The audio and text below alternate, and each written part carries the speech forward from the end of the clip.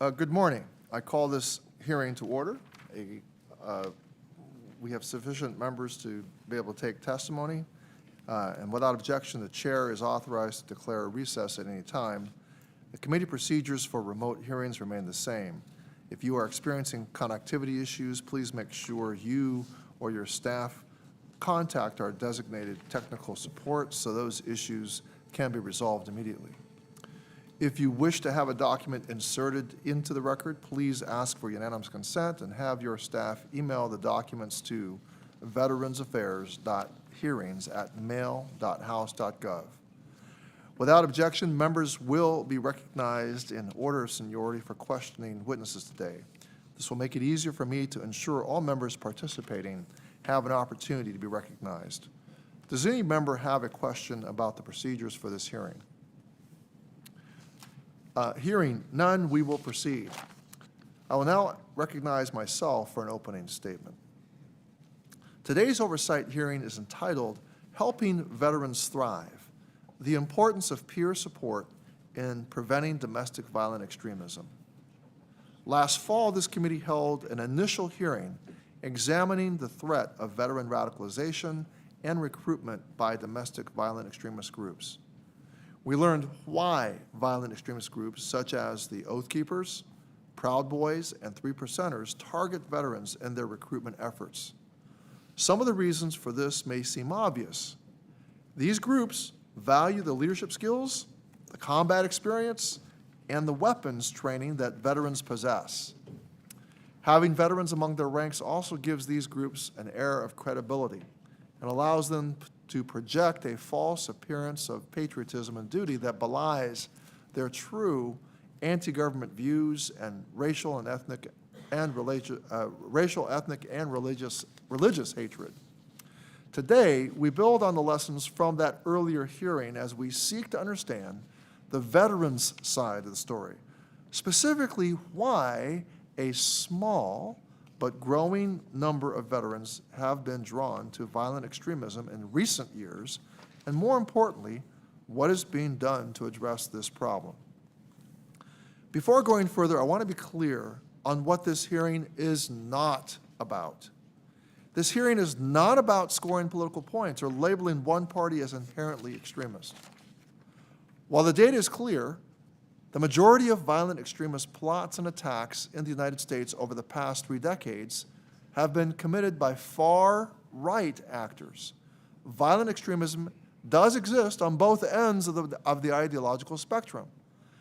I hope all of us here today recognize that any viewpoint, when expressed through violence, crosses a dangerous line.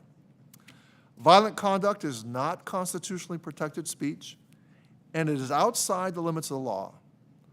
Ideologically motivated violence should be rejected by all of us in public office, regardless of party or politics, and it must be a bipartisan concern. We're also not here to condemn or vilify the veteran community. Veterans' beliefs span the political spectrum. The vast majority of veterans continue to serve their country and remain law-abiding citizens long after their military service ends. It is truly a small percentage, a fraction of our nation's 18 million veterans who have engaged in some form of violent extremist activity or who have successfully been recruited by violent extremist groups.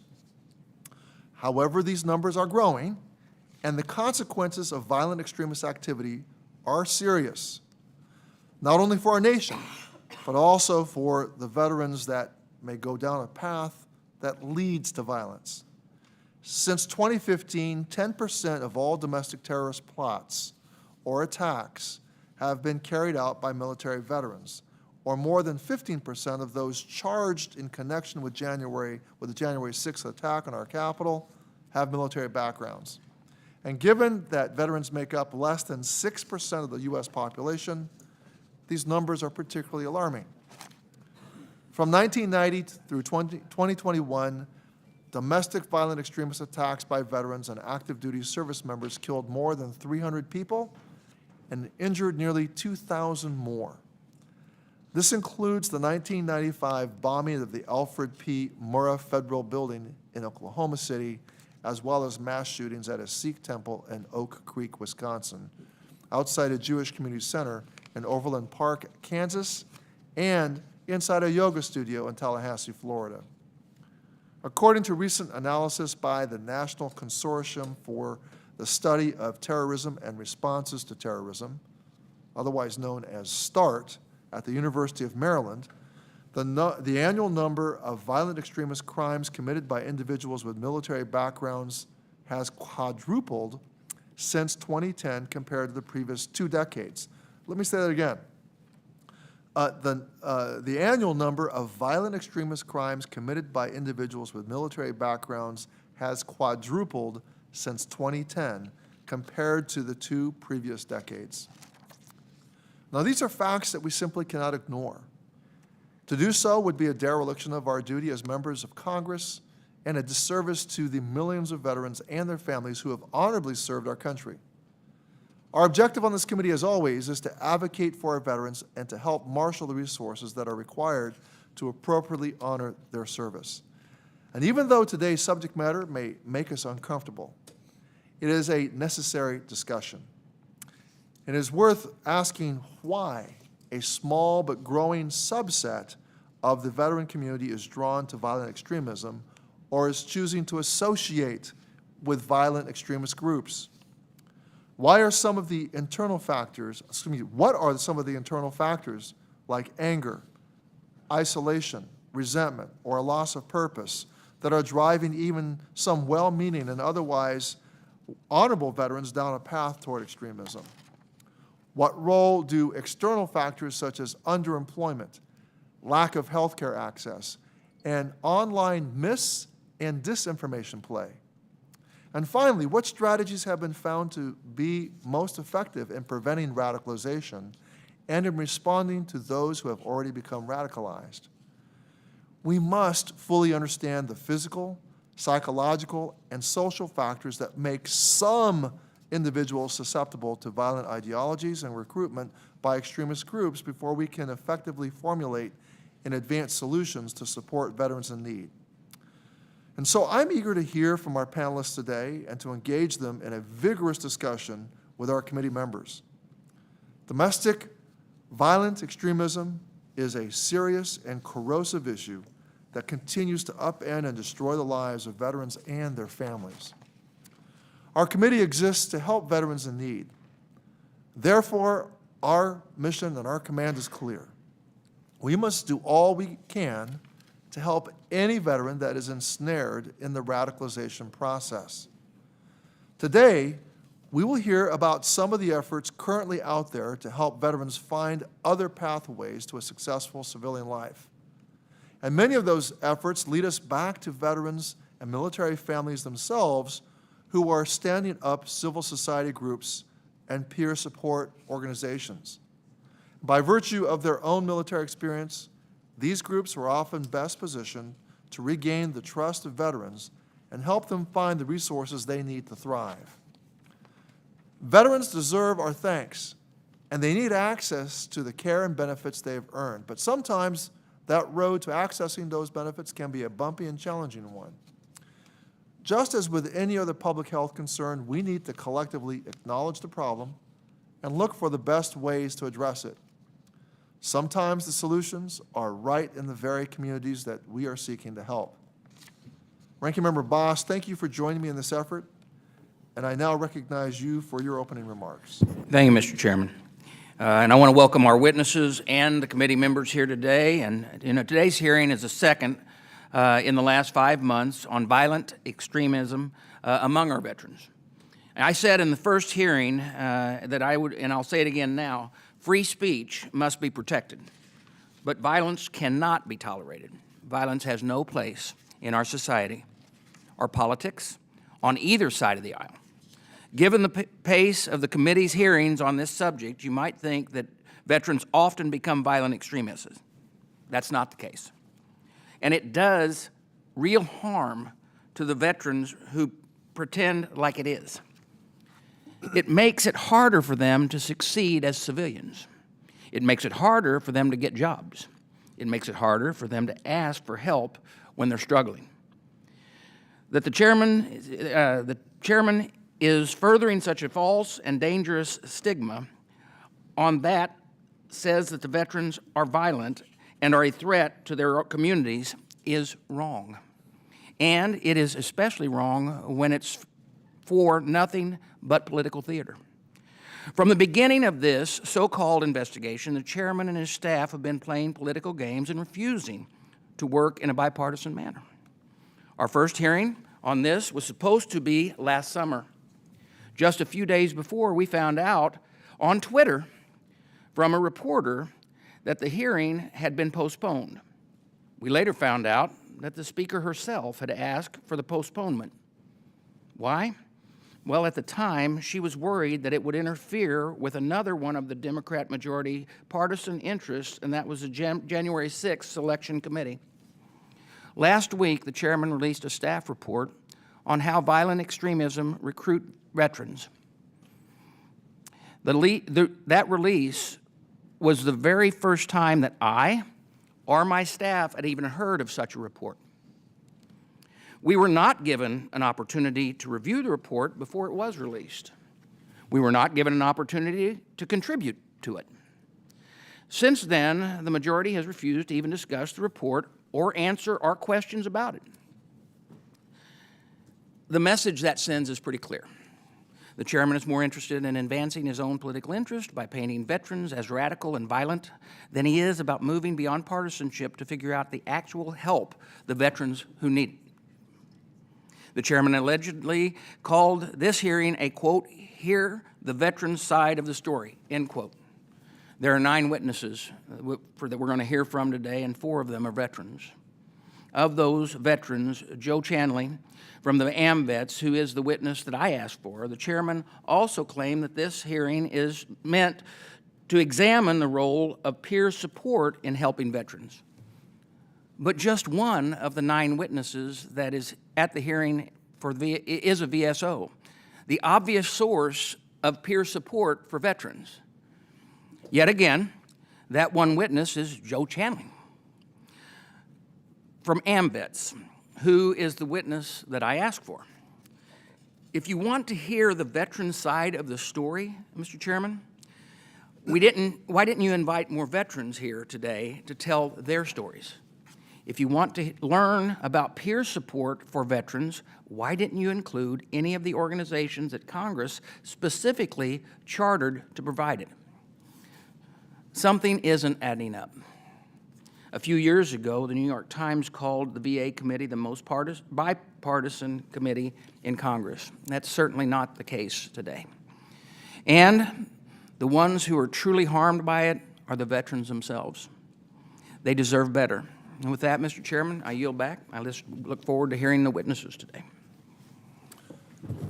Well, I thank the ranking member. I especially thank the ranking member for his cooperation with selection of witnesses that can further the seeking of the truth with regard to this subject matter. So I want to thank you for that. I do want to push back on some of the things you've made claims in terms of this not being a bipartisan committee, and I still maintain that it is, that the 3 bills that we've brought to the floor this year have garnered pretty strong bipartisan support in spite of the fact that the ranking member in committee did not support those bills. So I would maintain that we've put through product from this committee that has received bipartisan support from the Congress as a whole.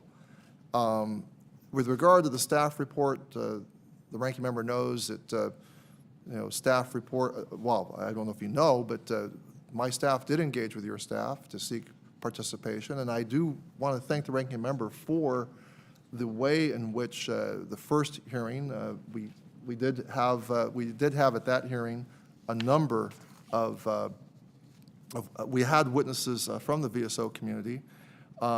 It was made very clear to us by your staff following our October hearing that this was, quote unquote, our hearing, the majority's hearing, and thus it was up to us to take this issue. I've not heard from you on this topic either Ranking Member Boss, and so I find it less than forthright at best to hear complaints now that it's the Democrats who are somehow unwilling to reach across the aisle to combat domestic violent extremism. Just last week, my staff and I have made repeated attempts at the outset of this investigation to work in a bipartisan fashion to address ideologically motivated violence among our veteran populations. I will now call up our first witness panel. First, Mr. John Horgan, a world-renowned expert on terrorist psychology at Georgia State University. Dr. Horgan has spent 2.5 decades studying the radicalization and de-radicalization process and help us understand some of the common pathways into and out of violent extremism. Dr. Pete Simi is an associate professor of sociology at Chapman University.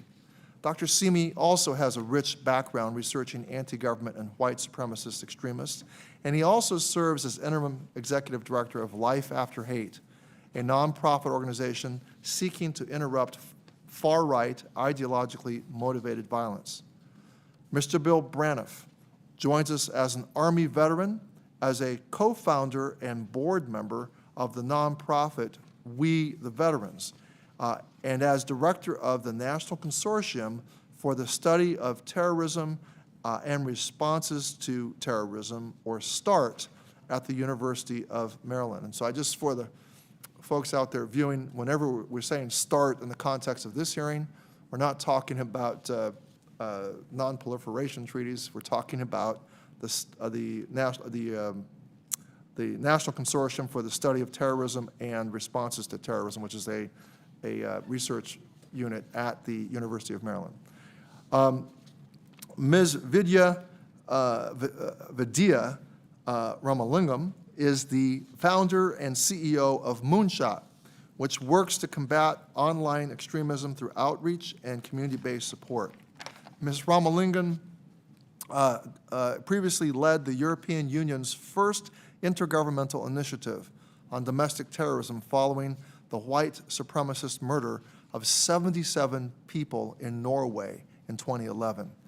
And finally, Mr. Chris Purdy is testifying today as an Army veteran and director of Veterans for American Ideals and Outreach, a coalition of veterans and veteran allies within the nonprofit organization Human Rights First that focuses on encouraging veteran involvement in civil society.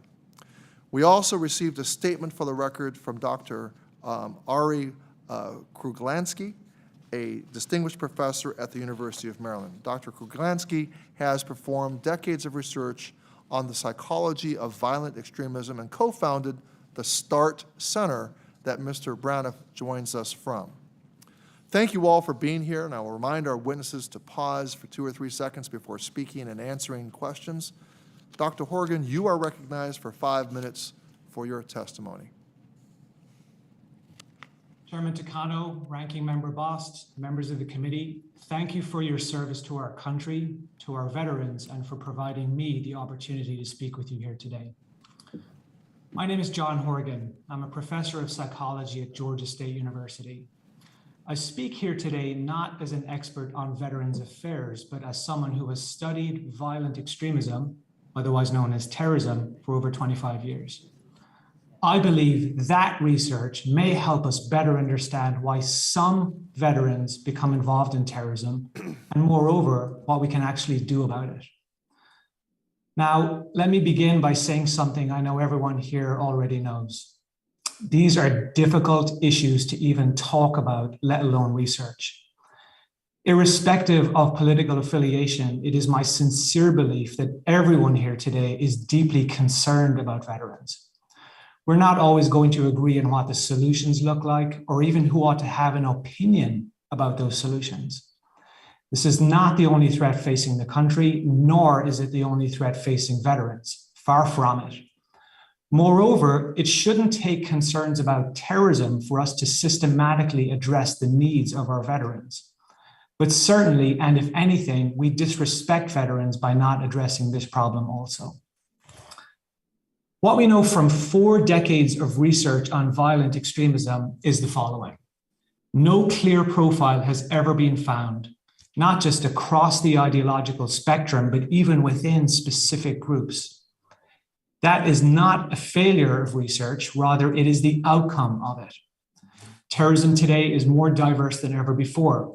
Men, women, children from all walks of life, all backgrounds, all religions become involved in different ways. And they end up doing different kinds of things within these groups. If anything, diversity is the profile. Now, when it comes to the involvement of some veterans in terrorism, they are often characterized as misguided, troubled, broken people that are manipulated. I know such language often comes from a place of concern about impugning or vilifying our veterans. And while these labels might apply to some, the sweeping use of this characterization is surely offensive to the countless veterans out there who live each day with trauma, but choose not to abandon their oath or subvert our democracy. We know something very, very valuable about who violent extremist groups want. The most proficient terrorist groups will find a role for everybody. But what they want, what they prize above all else, is a recruit who is competent, who will act, who can be counted on to do a job. They want recruits who are resilient, willing to risk everything for a cause bigger than themselves. It might sound very strange, but terrorists want people who have the capacity to care about the plight of others. Perhaps the question that comes from all of this is, why wouldn't terrorist groups go after our veterans? And yet, this is still only half the story. We must ask why some veterans find involvement in these groups rewarding. What needs are these groups fulfilling? In the absence of more research, we can only speculate, but this is a missing part of the puzzle. Now, this puts us in a bit of a bind. We need far more research, yet we don't really have the luxury of waiting around for it to emerge. Until it does, we have several starting points, which I respectfully offer here as suggestions for your consideration. Number one, we must take seriously efforts at early prevention. This will involve such things as better screening at the point of recruitment, ongoing education, and training about the changing nature of terrorism and the risks posed to service members and veterans. Number two, the research tells us that it is peers who are best placed for the early detection of violent extremist activity. But just because they are well positioned, it doesn't necessarily mean they know what to do or where to go to report such concerns. Building on an awareness and educational component, we must develop and put in place clear guidelines for reporting concerns about violent extremism within the ranks. And number three, we must invest in peer support. One of the best ways to help veterans get out of terrorist groups is not just to let them know that they can get out, but to make sure the right kind of peer support is in place to facilitate that. Thank you for your time, and I look forward to your questions. Thank you, Dr. Braniff. Excuse me, I just lost my place. Who are you calling? Oh, Dr. Horgan. There's Dr. Horgan. Mr. Simi?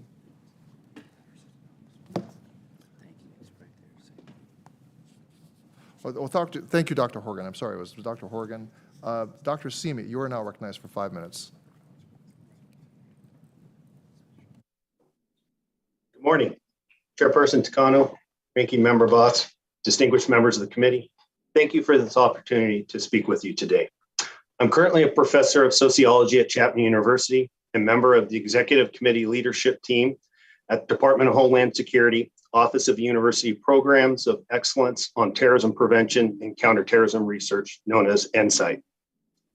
In 1997, I began conducting what social scientists refer to as ethnographic fieldwork with anti-government and white supremacist extremists across the United States and abroad. That fieldwork included, among other things, attending Ku Klux Klan cross burnings, neo-Nazi music shows, racist church services, and living with families in order to learn about their daily lives and how they came to embrace extremism. Our research has also involved conducting intensive life history interviews with more than 100 former extremists. During fieldwork, I encountered extremists who claimed to be either currently enlisted or whose background involved military experience.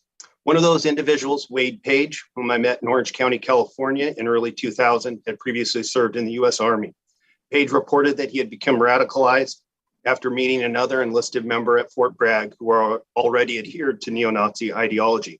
When Page just discharged from the military in 1998, he began a long descent into the white supremacist movement, including an active role in the international neo-Nazi music scene, which culminated in his August 5th, 2012 terror attack in Oak Creek, Wisconsin, where he massacred 6 individuals attending a Sikh temple. Let me be clear from the outset. The majority of individuals serving in the US military, including currently enlisted and veterans, have no connection to far-right extremism. To be even more clear, serving in the military does not cause a person to become an extremist. Instead, the mechanisms by which military experience may be related to extremism are dynamic and multidimensional. Researchers try to identify some of the specific mechanisms related to how and why extremism and the military overlap in some cases. Studying the issue in this kind of careful way helps prevent overly general characterizations that are neither fair nor accurate. The American people, including those who serve in the US military, deserve a careful assessment of this very serious issue so that prevention and intervention strategies can be as effective as possible. Social scientists sometimes use the term risk factor to refer to adverse environmental conditions that increase the likelihood that a person will experience a variety of negative outcomes, including the onset of criminal behavior. In some cases, risk factors may involve traumatic experiences. Previous social scientific studies demonstrate a large portion of individuals who become involved in far-right extremism typically experience extensive histories of childhood and adolescent trauma. Most individuals who experience trauma, however, do not become involved in violent extremism. Military experience, especially combat, will almost likely certainly involve some types of traumatic experiences that may produce various negative consequences, more generally linked to trauma. In some instances, traumatic experiences, especially complex trauma, results in post-traumatic stress disorder. The point is that individuals with military experience may have been exposed to certain conditions which increase certain vulnerabilities to various negative consequences, such as mental health problems, and in turn may heighten vulnerabilities related to violent extremism.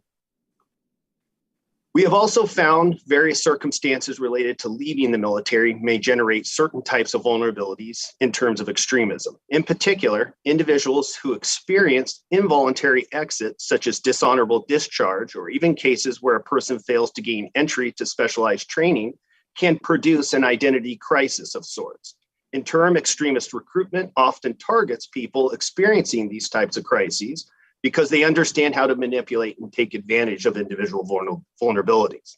I was also asked to address the work of Life After Hate in terms of what they're doing in the intervention space related to violent extremism. I've been volunteering with Life After Hate since 2017, so we'll restrict my comments to that organization, but want to point out there's various programs doing important work in this area.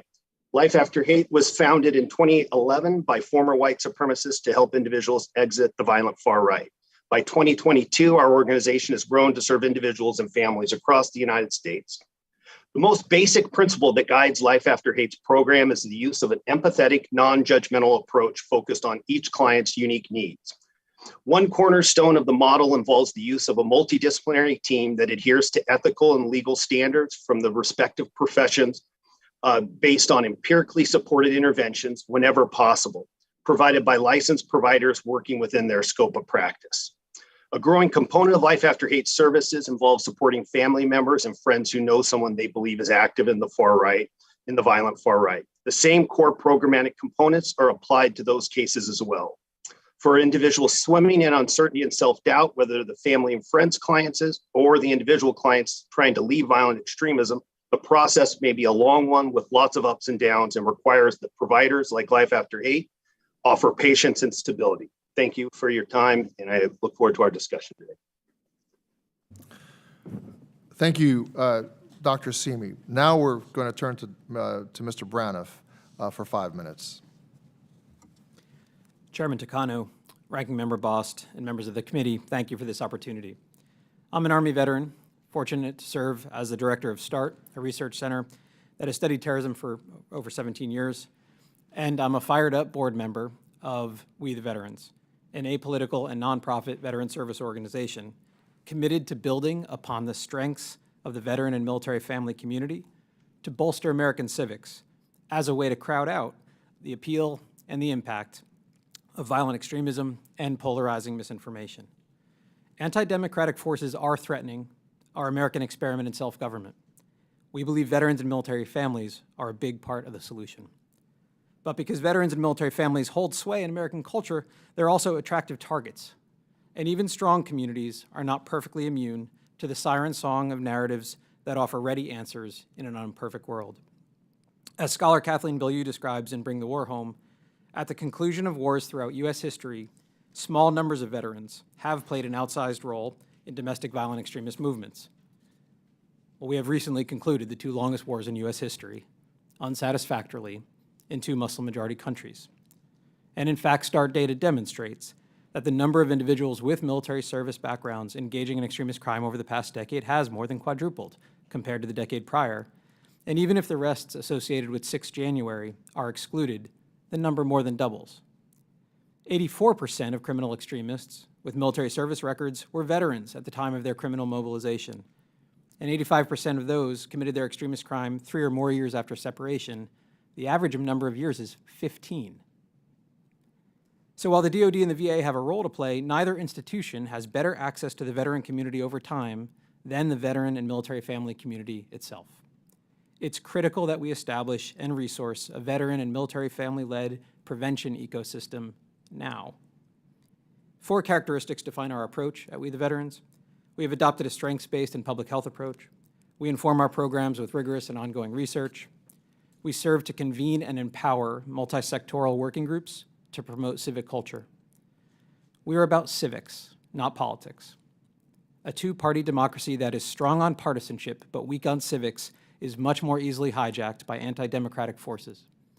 If veteran and military families lead the way on civics, and by doing so hold the line against anti-democratic forces, the country will follow. Let me provide you with a simple, concrete, and unassailable example of our approach. Officials across the nation are raising the alarm regarding a significant shortage of poll workers for the forthcoming midterm elections, in part due to anti-democratic threats and harassment. We the Veterans will partner with other VSOs, MSOs, social media, and other private sector companies and civic organizations to launch Vet the Vote this spring, a drive to mobilize 100,000 veteran and military family poll workers. Having subordinated ourselves to the civilian authorities elected over us while serving, and having sacrificed to promote democracies overseas, veterans and military family members will once again show their support for our elections and our democratic values by filling this critical public service role, reinforcing the public's trust and confidence in our elections along the way. And if this becomes a civic norm for veterans and military families, we'll never again face a shortage of poll workers, and along the way we'll deny anti-democratic forces the opportunity to question the integrity of our free and fair elections. We offer 3 recommendations today. 1, infuse civic education and engagement into military culture during basic intake training, as part of professional military education courses, as a central feature of the Transition Assistance Program, and as a way for veterans and military families to connect with pro-social, veteran and military service organizations following separation. 2, Congress should encourage the executive branch to partner with We the Veterans and other VSOs and help resource the operating costs of our multi-sectoral working groups, allowing us to convene and empower communities of interest to pilot and evaluate and then scale solutions. 3, ensure the federal government moves beyond punitive measures to identify and disrupt already mobilized violent extremists with military service backgrounds, and invest in veteran and military family-led public health programs, effectively creating a nationwide prevention ecosystem involving civil society organizations, educators, social workers, public health officials, and VA clinicians. At We the Veterans, we're no longer content admiring the problem. We're ready to empower veterans and military families to be the solution. Thank you. Thank you so much, Mr. Braniff. We will now turn to Ms. Ramalingam for 5 minutes. Thank you. Chairman Takano, Ranking Member Bost, and esteemed members of the House Committee on Veterans Affairs, thank you for the opportunity to speak with you. My name is Vidya Ramalingam, and throughout my career, I have worked to design and deliver violent extremism prevention models globally. 11 years ago, when a white supremacist terrorist murdered 77 people in Norway, as an American, I led the EU's first intergovernmental initiative on domestic violent extremism. That experience led me to found Moonshot, an organization working with the US Department of Homeland Security and at the state and local levels to build online prevention capabilities fit for the challenges of the 21st century. What used to occur through in-person recruitment and propaganda has shifted to predominantly online radicalization. If we want to prevent violent extremists from exploiting the challenges and the vulnerabilities veterans often face, we have to intervene where extremist groups are seeking to recruit veterans, online. There are considerable learnings we can draw on from the wider prevention field. DHS is assisting states and cities to implement prevention frameworks which leverage a public health approach to violence prevention. There is increasing evidence to suggest that behavioral health methods show promise when applied online. In Moonshot's recent work, Americans consuming extremist content online are 47% more likely than the general public to take up offers of mental health services online. This increases to 115% more likely if they are looking to join a domestic extremist group. In the last year alone, Moonshot has channeled over 150 Americans at risk of violent extremism into text message counseling sessions via online engagement. This is a drop in the bucket given the size of the problem, but it demonstrates progress.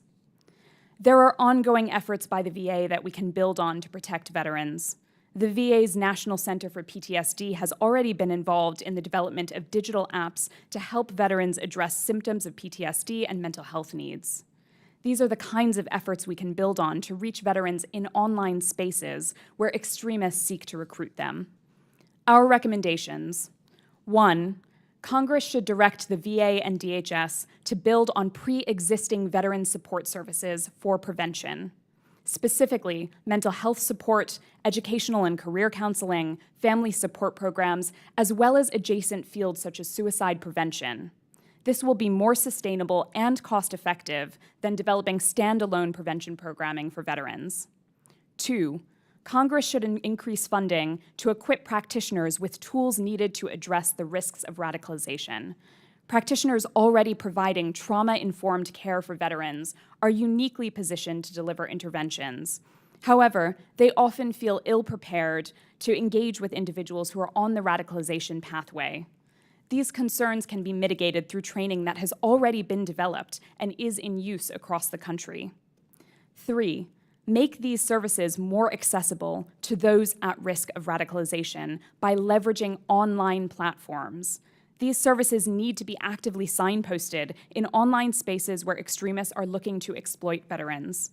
A recent study by RAND highlighted the potential of online advertising to reach active duty service members for prevention. This model could be used to reach veterans. 4, provide targeted advice for concerned family and friends of vulnerable veterans. It is critical to work alongside veterans' families and civil society, and this includes provision of clear guidance for family and friends who are concerned about loved ones. 5, amplify veterans' voices in the fight against extremism. Veterans can provide a powerful and credible countervoice against domestic violent extremism. And 6, develop off-ramps for those veterans looking to leave violent extremism. Anyone who is deeply involved in these movements requires more targeted assistance to disengage. It will be more cost-effective to work with pre-existing off-ramps in the United States, for example, Life After Hate, an organization founded by former extremists and supported by DHS. And finally, ensure all prevention mechanisms are adapted for online delivery. This means building the digital literacy and capacity of practitioners across veteran support services involved.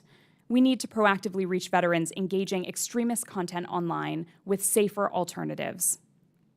The veteran community is, and should continue to be, a resilient and powerful force in the fight against domestic violent extremism. Our veterans have fought to keep our country safe.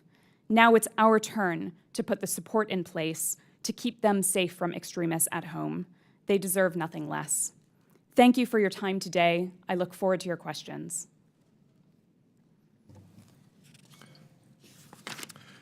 Thank you, Ms. Ramalingam. I now want to turn to recognizing Mr. Purdy. You're recognized for 5 minutes for your testimony. Thank you, Chairman Takano, Ranking Member Bost, and members of the committee. Thank you for the opportunity to appear here today and discuss this urgent threat facing our veteran community and our nation. My name is Chris Purdy, and I'm the Director of Veterans for American Ideals and Outreach at Human Rights First. VFAI is a coalition of veterans and allies who continue their service to America by upholding and defending and advocating for human rights at home and abroad. This generation of veterans, like those who came before us, are bonded by shared experience. We speak a common language, share a worldview, and anchored in public service, and we are committed to building a better world grounded in democratic ideals.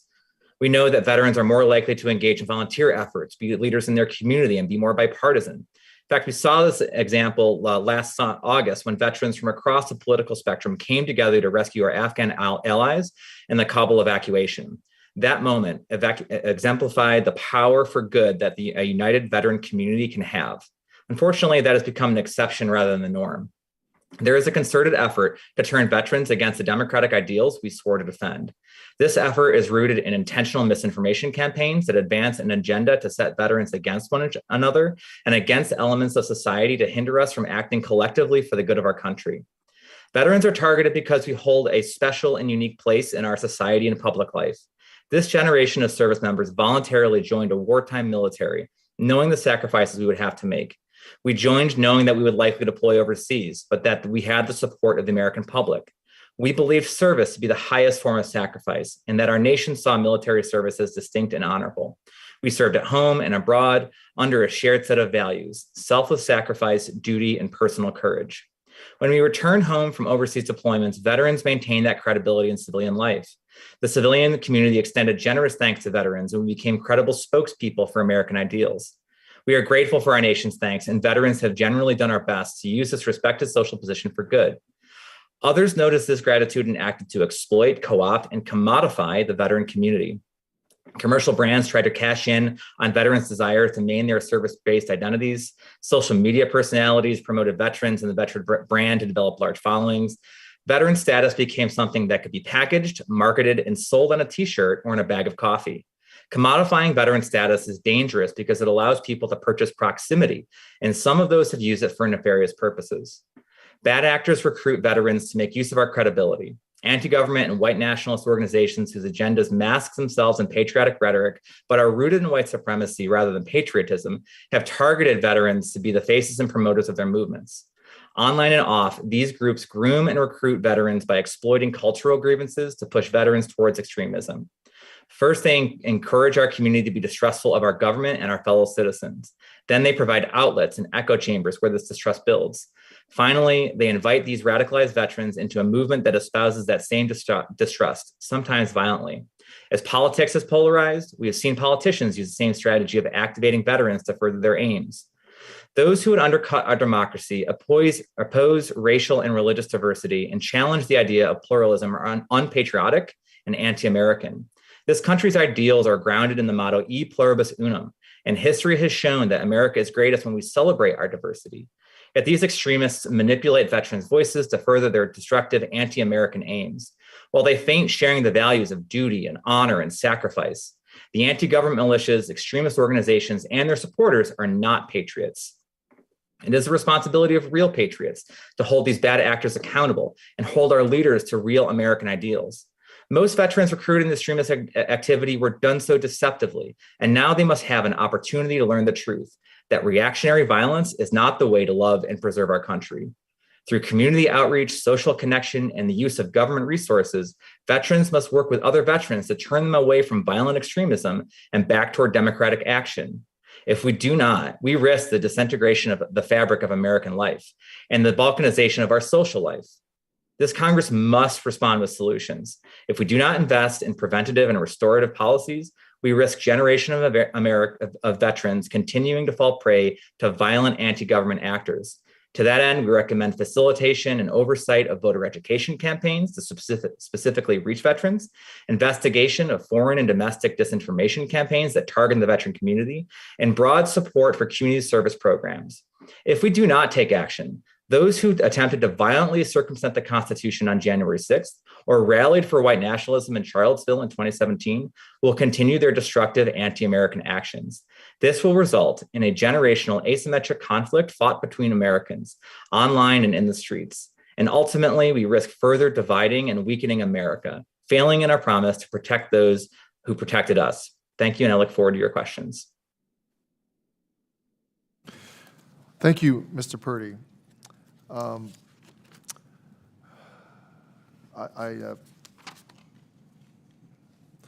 Without objection, the written testimony of our first panel witnesses and statements for the record will be included in the hearing record. I now recognize myself for 5 minutes of questions. So I'll begin with Mr. Braniff. Mr. Braniff, you've gathered a lot of data on the prevalence of domestic violent extremism within the veteran community. And it's striking to me that the violent extremist crimes by individuals with military backgrounds has quadrupled since 2010 compared to the 2 previous decades. What does this say to you about the evolving nature of this threat?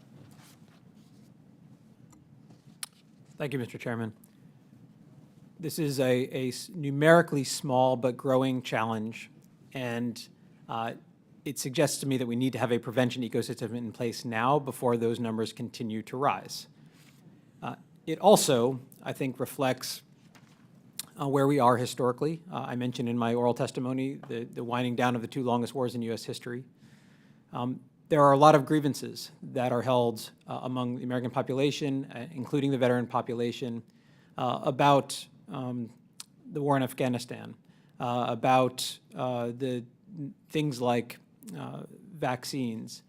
And what happens is that grievances that may be held legitimately by a portion of the population get manipulated by those who wish to do the country harm.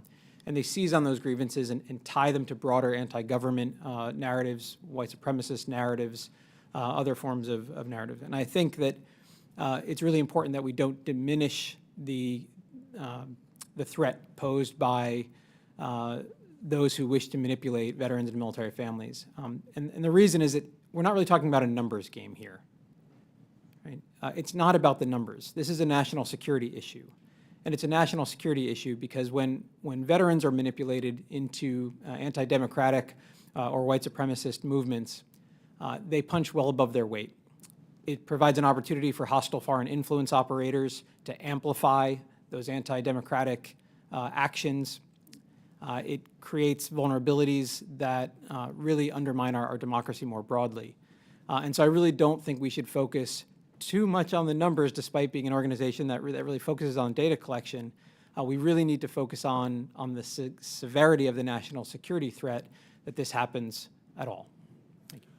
Thank you. Thank you so much. I hear what you're saying is that even though small number, it looks like a canary in a coal mine. It's an indicator of a much larger looming threat. I'm also interested in your finding that the overwhelming majority of veterans who commit violent extremist crimes commit these acts more than 5 years after their separation from the military. How should this finding inform the approach of traditional VSOs and organizations like We the Veterans in assisting veterans who may not have regular contact with VA?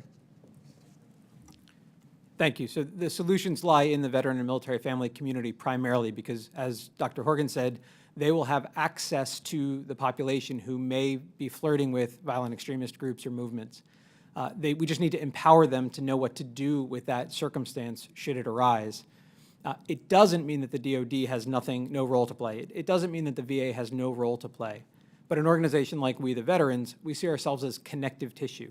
If we can empower other VSOs to be in a place to do something about that warning sign and harmonize those civil society actions with the programs being offered through the VA, I think we can really help create that prevention ecosystem. Similarly, if we can use our experience as veterans to inform training and education, that could be used throughout the life cycle of a military serviceman or woman. As I mentioned as my first recommendation, the DoD can help inoculate future veterans against these kinds of manipulation techniques that are used by both extremists and influence operators. So I think we have a role to play as connective tissue, because the problem doesn't sit primarily within the DoD or primarily within the community that the VA is accessing directly. It's out across the country, and therefore we need our VSOs and the veteran and military family community to be in front. Thank you for that. Dr. Horgan, I'm going to turn to you now. In your decades of research, what are the most common risk factors for violent extremism that you've identified, and are there certain factors that might apply to veterans specifically? Thank you, Chairman. Well, there are lots of risk factors. I think we know more about what the risk factors are than how specifically they work. One of the common threads across the board, across ideologies, is this notion that a person has more to offer by being involved in terrorism than they do by not being involved. That is a narrative that we ought to be able to push back against, yet without tangible evidence to the contrary, it's a battle that we will always lose. Well, thank you. I'm going to maybe come back and have you elaborate further and call on on a second round of questioning. I'm now going to call on Ranking Member Boss for his opening comment, for his questions. Hey, Mr. Chairman.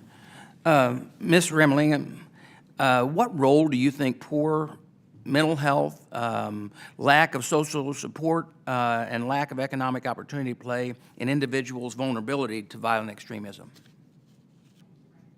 Excuse me. Thank you, Ranking Member. I don't have evidence to suggest that individuals who commit acts of terrorism or who get involved in violent extremism are more likely than the general public to suffer from mental health issues. I don't have that evidence. There may be other witnesses that do. The evidence that I can offer is that in interventions with individuals who have been involved in violent extremism or terrorism, we are far more likely to have engagement with those individuals if we use behavioral health and mental health messages as an entry point to start a conversation with them. So in effective prevention, we know mental health approaches are going to be valuable, and this is why I think it's so important for us to build on the pre-existing practitioner base we have across America of counselors, social workers, to provide interventions with people who are at risk. So you would probably agree then that increasing access to mental health, peer support, and jobs prevent violent extremism? Absolutely. Okay. So to anyone on the panel, let me ask the following questions. I sponsored a bill with Congresswoman Mace that would require a study about cyber risk facing veterans online, including from violent extremist groups. It would also require VA to partner with other agencies and experts to share best practices with veterans about how to stay safe online. Is this something that you as individuals and as groups would also support? Thank you, Ranking Member. I'm happy to start on this question. I absolutely think that improving digital literacy and improving the skills of the veteran community when they engage on the internet will help in the fight against radicalization. A lot of the battle here is really around the sheer volume of disinformation, information that's seeking to manipulate communities online. And if we can equip the veteran community to be better able to disentangle what they're experiencing online, to distinguish between those that are trying to manipulate them and those that aren't, that will certainly help in solving this problem. Any others? Ranking Member, if I may, yes, unquestionably you are correct. I want to sort of reinforce the point that, I think there is an assumption here that all of these services need to be in place for our service members transitioning out. I think that's only part of the issue here. If we're going to take prevention seriously, we must do this at all stages. So we really do need that early intervention component as well to support what you've already suggested. Thank you. Anyone else? Ranking Member, one of the 4 working groups of We the Veterans is specifically on misdis malinformation, and we believe, like Vidya, that digital literacy is massively important on this issue. And it really, if you think about it, there are 2 vectors targeting Americans, but also our veteran population. It's recruiters who are looking to manipulate veterans. It's hostile foreign influence operators who are looking to manipulate veterans. They often use wedge issues, emotional argumentation to get people to engage. And so that kind of cyber-based program would ward off both threats, both vectors. Good. And if no one else wants to answer, Professor Simi, in your written statement, you discussed that while veteran status may be a risk factor for violent extremism, it can be complicated to make direct connections. This was the case of Jean Craig, who was radicalized decades after her military service. Can you please explain on that and tell us more about why the many factors that can also lead to violent extremism besides just being a veteran? Thanks for your question, Ranking Member. As Dr. Horgan mentioned in his comments, his opening remarks, we're dealing with a very complicated issue that has a lot of different factors. It's never one thing that generates an outcome like violent extremism or terrorism. It's almost always a combination of factors. And so when you talk about individuals in terms of their radicalization process, you can't point to one thing like experiencing trauma, for example, or like being involved in a particular social institution like the military. It's never going to be one thing that generates this. And so in the case that you mentioned, Ms. Craig, that the lapse in time between her actual involvement in terrorism was substantial, about 15 years. And when she had served in the military, over 15 years, I believe. And a lot of things obviously happened in her life that you would have to account for in terms of trying to explain how she ultimately became involved in violent extremism or terrorism. And as a person, obviously, has various different types of experiences. In some cases, some aspects of those experiences will contribute in varying ways and varying degrees to generate this particular outcome. So I think that's the important point here, is not to be looking for a single factor, but always be thinking about multiple factors and how they kind of work together and combine this unfortunate outcome in terms of violent extremism. Thank you. And my time has expired, and I look forward to the second round. Thank you. Thank you, Ranking Member Bost. And I'll call on our Health Committee Subcommittee Chairwoman, Chairwoman Brownlee. Thank you, Mr. Chairman. Dr. Simi, I'm going to start with you and sort of ask a question, I think, kind of where you left off and your answer to the last question. So I think we've been talking a lot about, trying to figure out the determinants that may accrue to violent extremism. And we're mainly focusing in on, it seems to me, unless I've missed something here in everybody's testimony, it seems as though we're focusing more on the transitioning out of the military and what happens out of the military, whether it's isolation, so forth. Now, we can also talk about, and Dr. Simi, you just mentioned this, about the trauma that happens in the military. There can be a cause and effect here.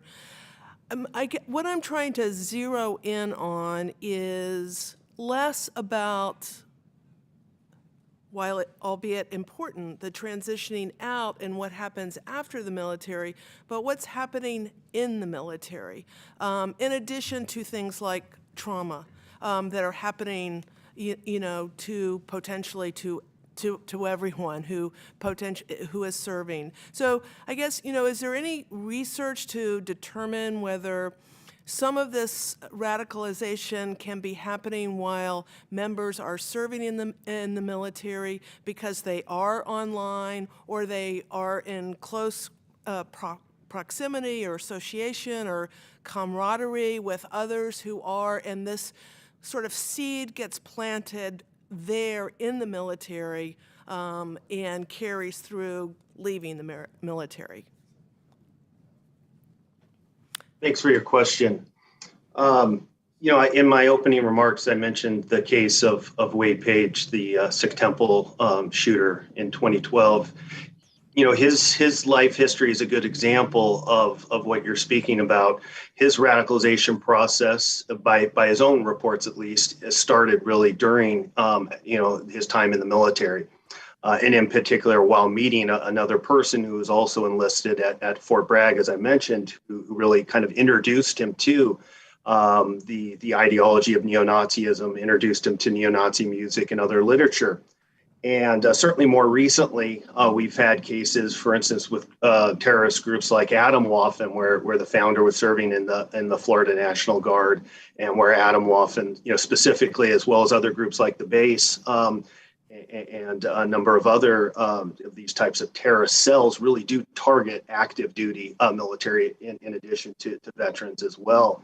And so we definitely do know certain things about some of the strategy and tactics that's happening as it relates to trying to recruit active duty and radicalize these folks. Of course, there's a lot of unanswered questions too, and a lot of information for researcher that's simply not available, which obviously poses certain problems in terms of trying to understand and answer some of these questions more definitively.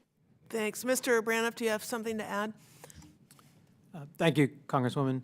I would direct you to page 29 of the report, Radicalization in the Ranks, that my colleagues at START produced, and which I included as an attachment to my written testimony. We identified 58 subjects who engaged in criminal extremism while serving in the military, about 16% of the overall population of offenders. And we do talk through what the associated risk factors were for that subgroup of the population. You can understand, you can imagine that as being active duty, they're younger, therefore they have fewer of the age-related risk factors that we see among veteran perpetrators, so fewer instances of failed marriages, economic instability. We also see less PTSD associated with those cases. Instead, what we see are more co-radicalization and co-offending with like-minded individuals that they meet in the service. So again, it's a small 16% of the overall population, but the risk factors are markedly different than those of the veteran population. And do we know if the Department of Defense is really doing anything, creating, pilot programs? We continue to talk about education. Do you know if anything is going on within the military?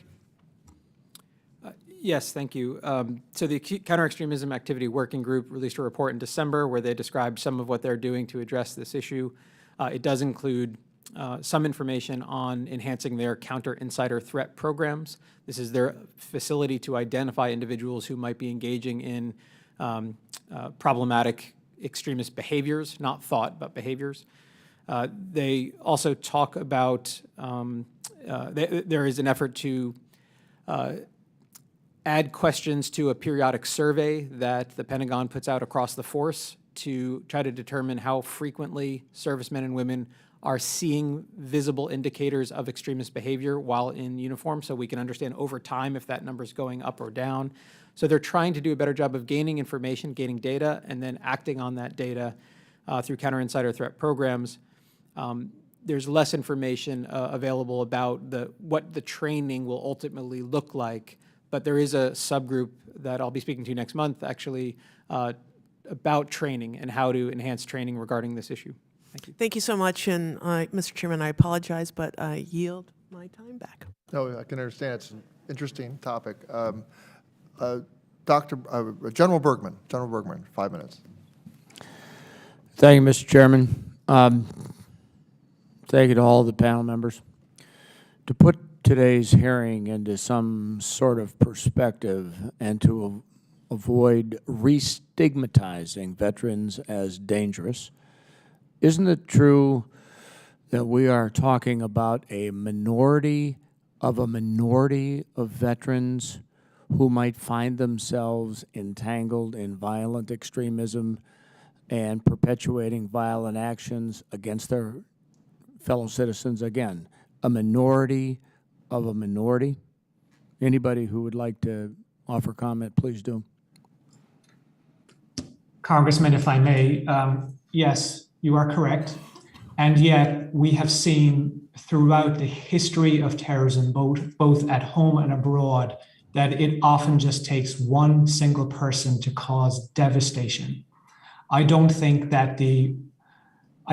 this is something we can afford to ignore, despite the fact that it is unquestionably a minority of a minority. I know that previous hearings have spent a significant focus on the numbers, and there have been lots of arguments about the numbers. The unassailable truth about the issue around the numbers is that the numbers are trending in the wrong way. And we have a unique opportunity to make sure that this problem doesn't get even worse to the point where we simply won't be able to do anything about it. Thank you, sir. And I hate to, cut you short here, but, the one thing that happens is time, once it's gone, it's gone. I appreciate it. And when it comes to prioritizing, not everything can be a number one priority. Our committee works very hard, and our staff works very hard with all the VSOs and all the veterans to understand and prioritize. And think about the fact that how much time, important time, that this committee has spent looking into ways to lower and eventually, hopefully, prevent veteran suicide. There is nothing sadder than a veteran who takes their own life. And when we discuss suicide prevention among veterans, we talk a lot about risk and about protective factors that might either put a veteran at risk of suicide or protect a veteran from considering suicide. What would you say, and again, this is to the whole group, what would you say are the risk and protective factors for veteran involvement in violent extremism? And how can we lessen the risk factors and amplify the protective factors at both the individual and group levels? Because, and just to do a comparison here, isolation leads to higher suicidal ideations. And how do we accomplish balancing that for veterans at risk of being, if you will, potentially consumed or getting involved in violent extremism? Anybody? Congressman, if I may, so I think one of the things that our research has really shown is that this is about grievance. Extremist actors online will use cultural grievances to target veterans. And when it comes to suicide, and while that is a very important issue, but I don't think that we can. It's not something that we can. It's either or. Either we focus on suicide or we focus on veteran extremism. These things are linked, and we have to address these things as a unit.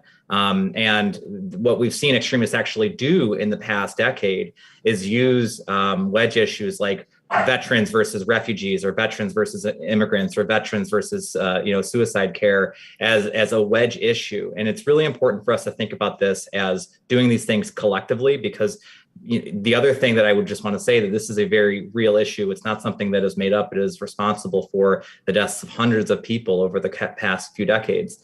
And if we ignore it at the expense of other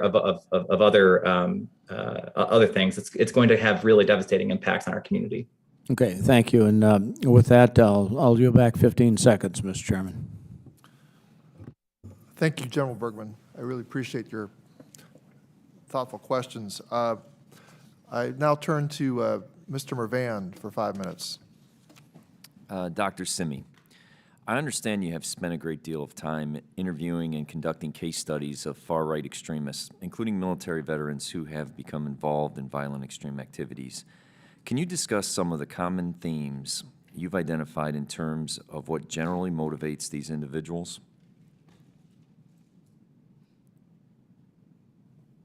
Yeah, thank you for the question. What we're finding in terms of background experiences, some common denominators as it relates to childhood and adolescent traumas of various sorts, very high levels among the former extremists that we've done these intensive life history interviews with, where we really cover all aspects of their life, beginning with their earliest memories to the present.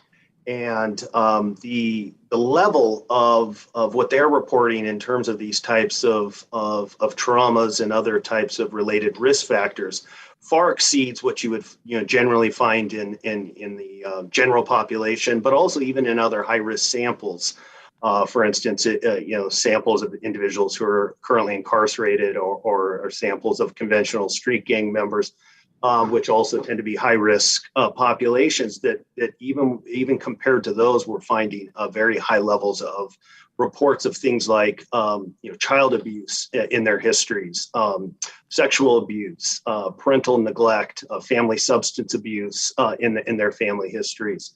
So all of these types of issues that we really know produce a lot of different types of negative consequences in many cases, that tend to be linked to a whole host of different types of negative outcomes. We find that in the histories of the former extremists that we've studied in this manner. And so that's, I would say, there's a number of other aspects to it. Those types of trauma, I should say, don't automatically produce someone becoming involved in violent extremism. Most people who experience these types of traumas in their childhood and adolescence don't become violent extremists, but we do find a high prevalence of those experiences among folks that we've studied who did become violent extremists. And a follow-up question: what role might involuntary exits from the military, such as an honorable discharge or failure to advance one's military career, have on an individual's path toward violent extremism? Yeah, again, thanks for the question. And just to start with a caveat, again, many people who experience dishonorable discharge or who wash out of special forces training, which has that's not uncommon. Obviously, the vast majority of people who have these kinds of experiences don't become violent extremists. But we do find in cases of folks who do become violent extremists, these are somewhat kind of common denominators of folks with military background. That is that they experience certain kinds of adverse, they have certain kinds of adverse experiences as it relates to leaving the military or not attaining as high a level as they'd hoped to.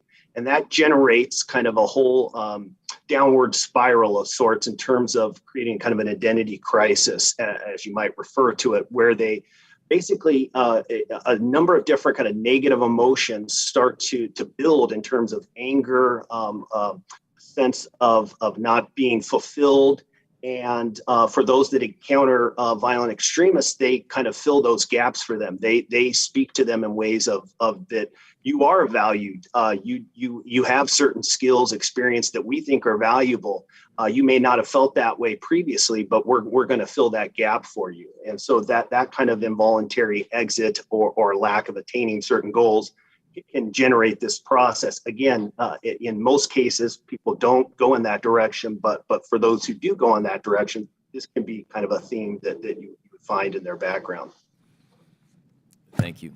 And that lack of mission contributes to that isolation that the general was talking about. Mr. Purdy, I'd like to bring you in on this point as well, because I know it's something you care deeply about. In your view, how might the work of Dr. Simi and others inform the approaches we take in handling military discharges? Thank you, Congressman. It is really critical.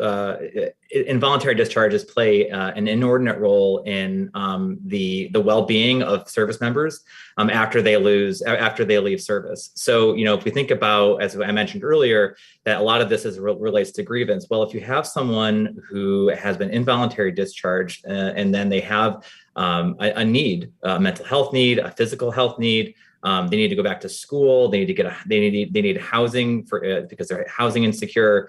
An involuntary discharge denies those services to our service members at a very critical moment when they are already facing angst and grievance against the government. It really allows an entry point and a gateway for extremist recruiters to come in and say, you know what, the government is really the enemy here. You served your country honorably. You deserve this. They're the enemy.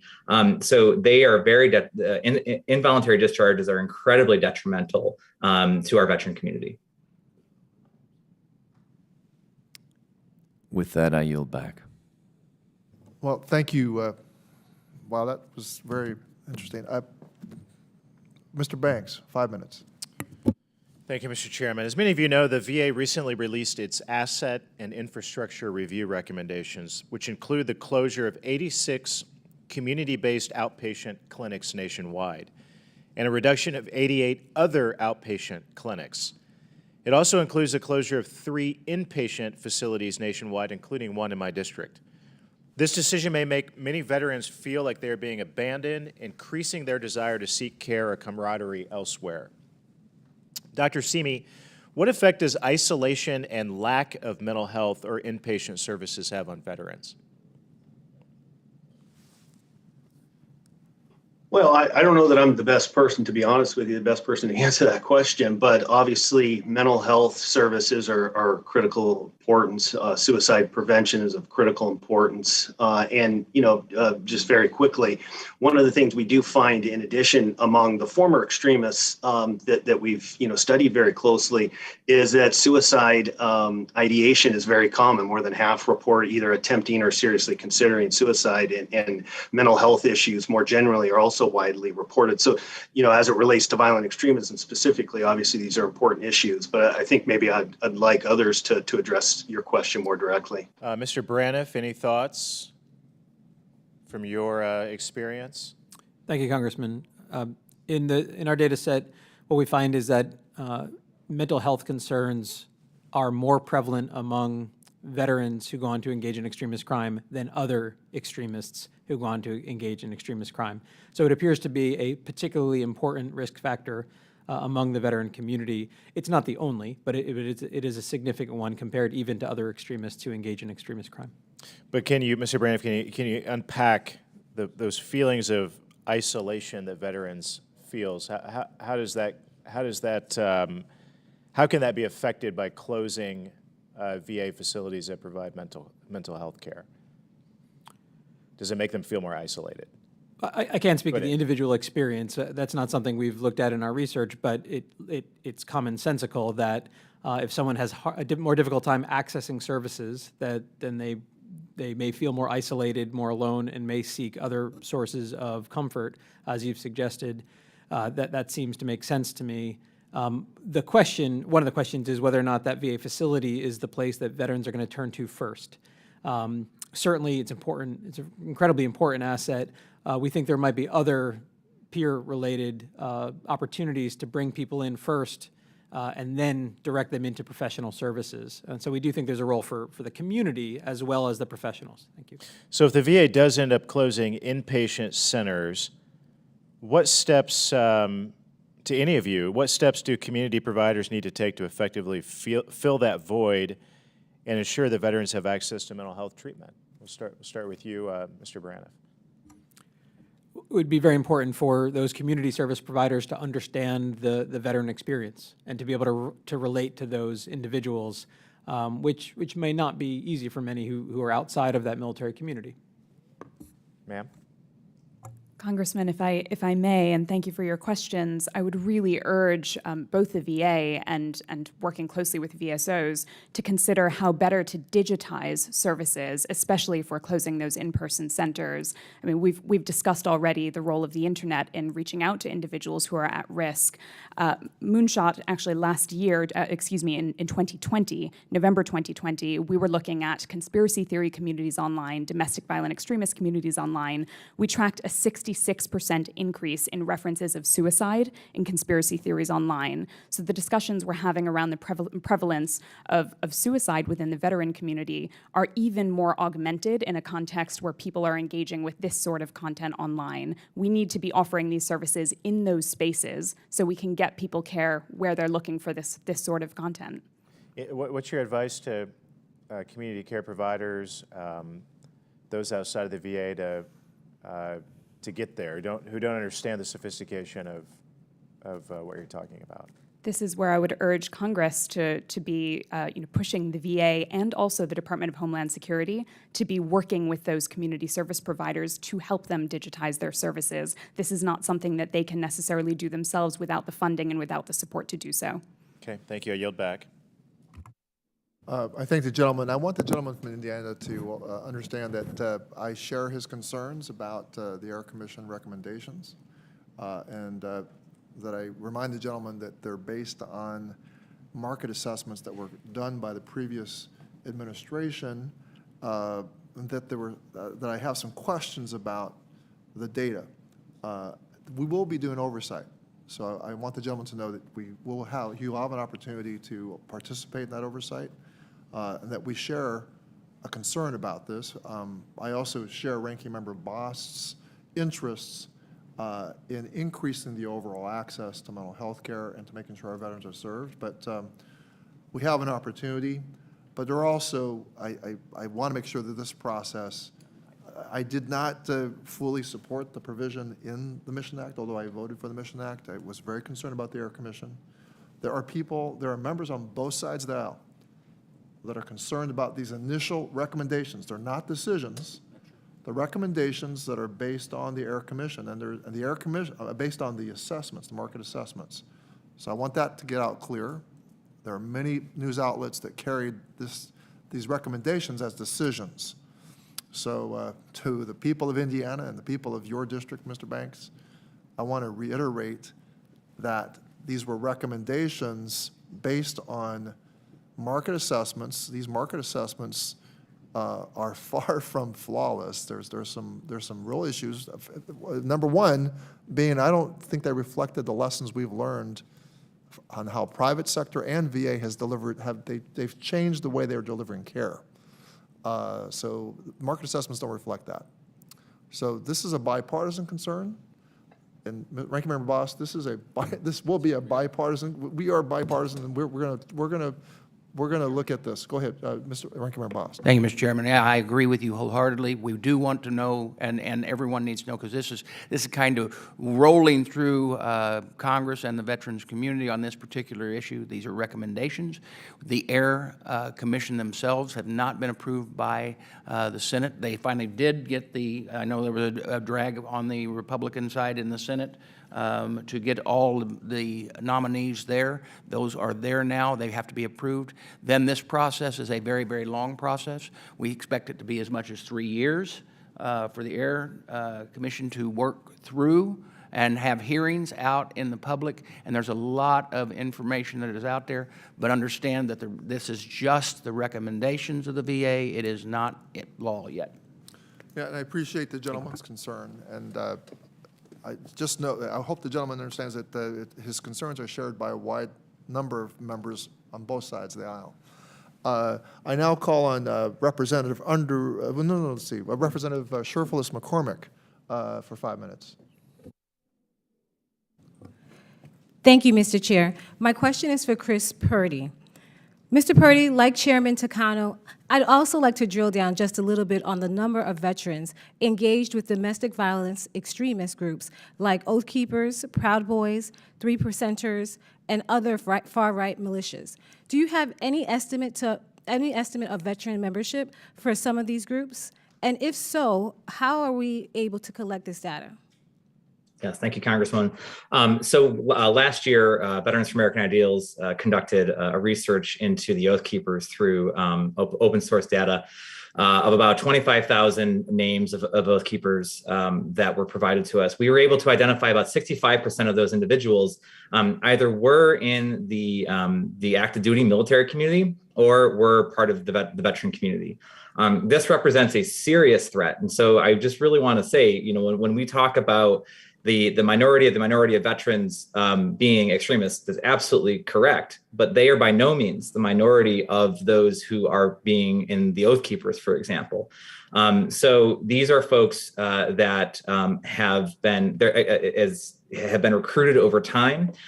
They span the geographic divide, and they also span the divide of enlisted to officer, everyone from the lowest E5 up to, we were able to identify an 06 on the high end. So there's quite a breadth here.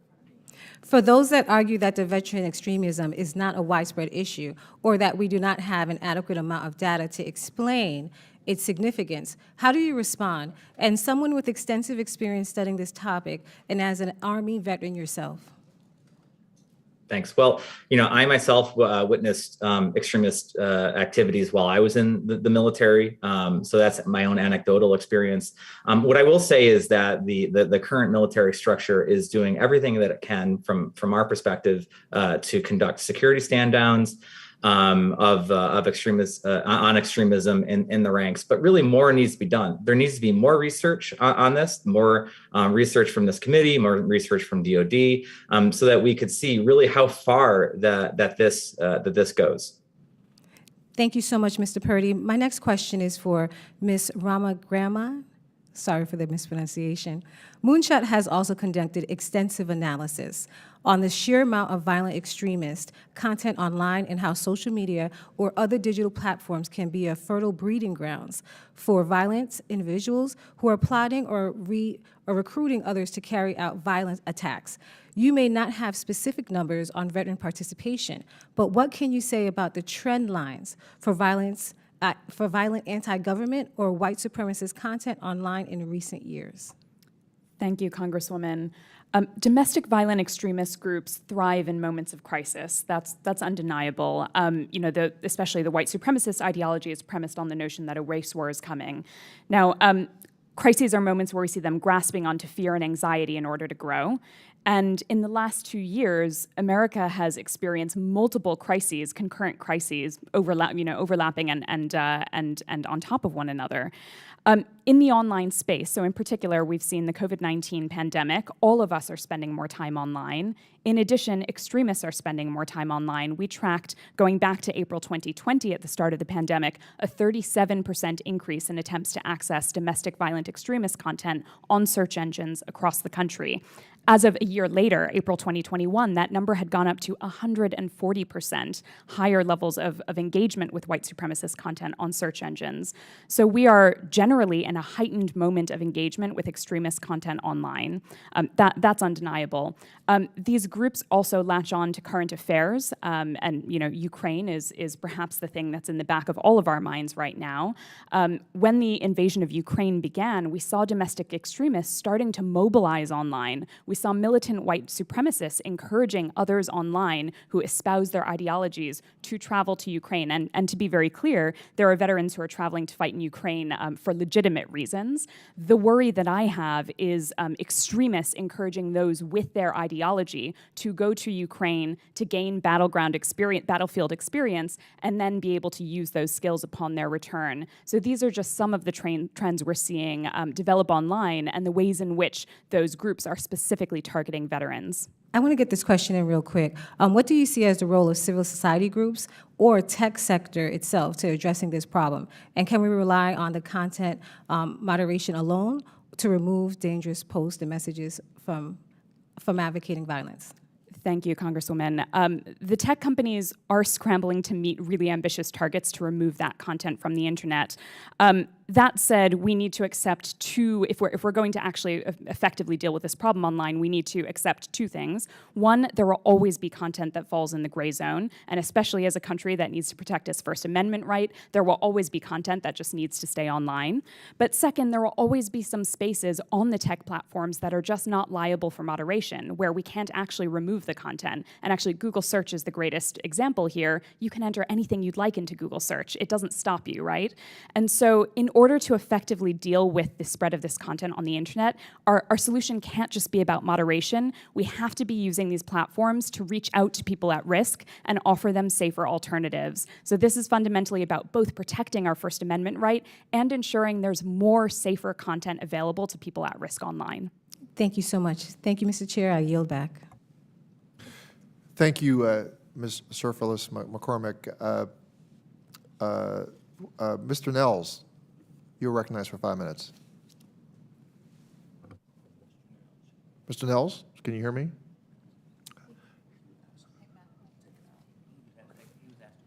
Oh, I'm sorry. Okay. I'll move to Ms. Miller-Meeks.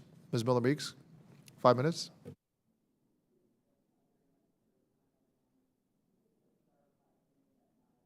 Isis, can you turn on your mic, Ms. Miller-Meeks? Is it on? Do we need to move to another? Why don't we move you to a different station?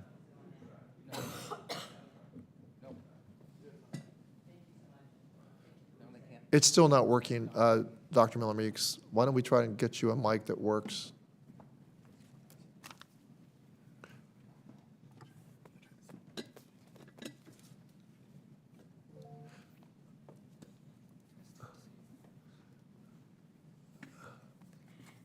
Does this one work? It does work. Thank you. Okay. Thank you so much, and thank I you. apologize for that, Madam. Not your fault, sir. It's bureaucracies. Thank you. Thank you so much. I'm just going to start by saying that my maternal grandfather was in World War II, died at a very young age when my mother was 2 from both seen and unseen scars of World War II.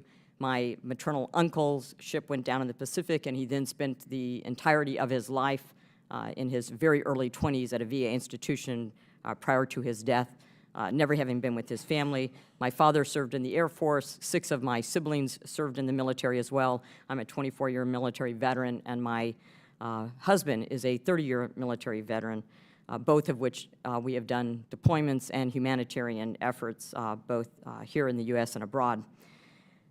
We mentioned that you don't have good data on percentage of vets that are either in groups on the left, such as Antifa or Occupy Wall Street, or groups on the right. So I'm just going to ask a very simple question of you. Is it 50% of veterans who are involved in groups that you would consider to be domestic terrorism? Is it 40%? Is it 30%? Is it 20%? Is it 10%? 1%? Less than 1%? So I'm going to tell you as a military veteran that this is the second hearing we've had in 5 months on this topic, and I find it offensive that we are characterizing veterans as domestic terrorists, and I've seen that in communications all the way back to Janet Reno. And we have not had one hearing on the impact on the mental health of our veterans after then inept, incompetent, and disastrous withdrawal from Afghanistan. And as a Vietnam-era veteran, and having a brother who had served in Vietnam, I can tell you that for those veterans that are Vietnam veterans, for those Iraq and Afghanistan veterans, this issue is personal, and it was deja vu, that they would be betrayed by their government and did not have their backs.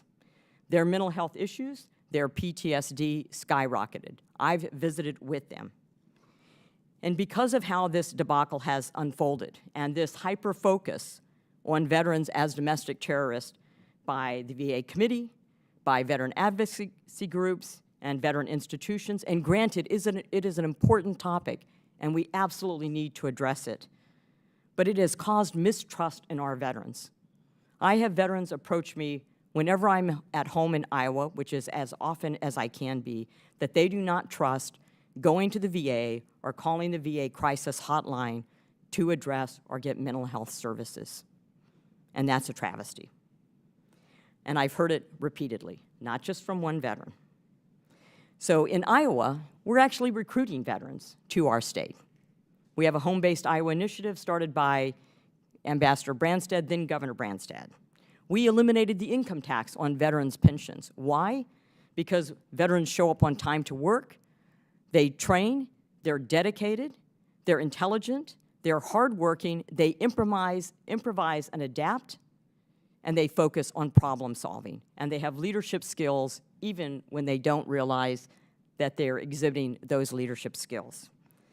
It's why I sponsored the Vet Tech program, and it's why we have looked at bills such as the GI Bill need and VRE in order to give extension when their GI Bill benefits work out.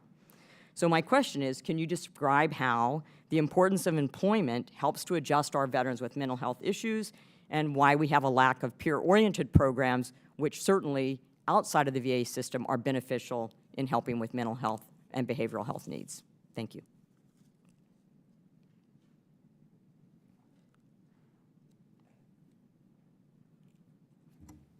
So none of us are here representing the VA, but as a board member of a veteran service organization, we agree that we need to recruit the next veteran. We need to proactively recruit the next veteran for all the reasons that you've described. They're incredible human beings who have demonstrated that they can overcome adversity, that they're mission-oriented and patriotic.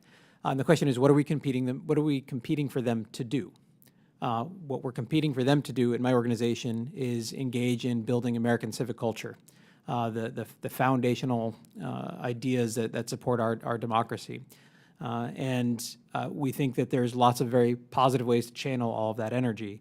In terms of your question about employment, we do see that among veterans who engage in criminal extremism, that job insecurity and unemployment is one of the risk factors that manifests over 10, 15 years and may be associated or is correlated with criminal extremism behaviors.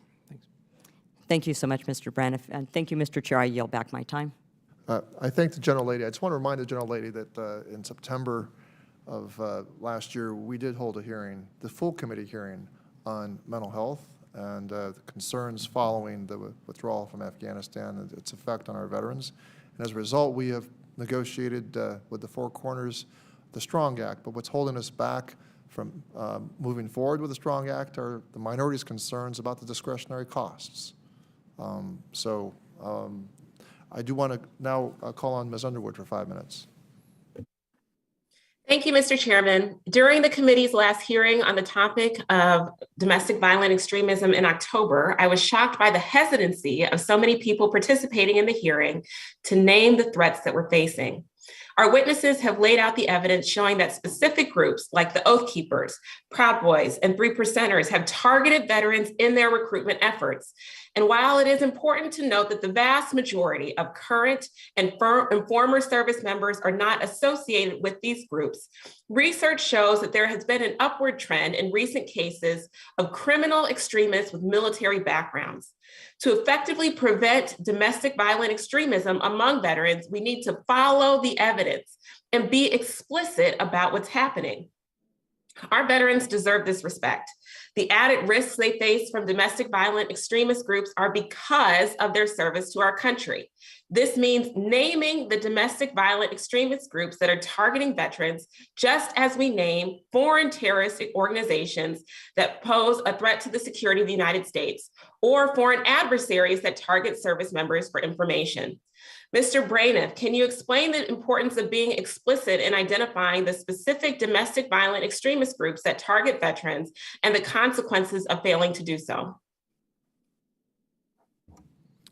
Thank you for the question, Congresswoman. In our data, we do our best to identify any group affiliations associated with those who engage in extremist crime, as well as general ideological categories. We think it's really important if you're going to try to engage in training, professional military education within the ranks, we need to understand what are the most likely observable indicators of violent extremism that one might see and therefore be able to react to. And those indicators are different across the different ideological milieus and the different organizations. Mr. Braniff, that was not my question. My question was about naming the explicit groups. Do you have a point of view on that? Yes, that it's valuable to do so so that you can better educate and train individuals to recognize threats, and we do so in our data. If you're asking about a federal designation of domestic terrorist organizations, that is not something I would support. Thank you. Yep, that was not my question.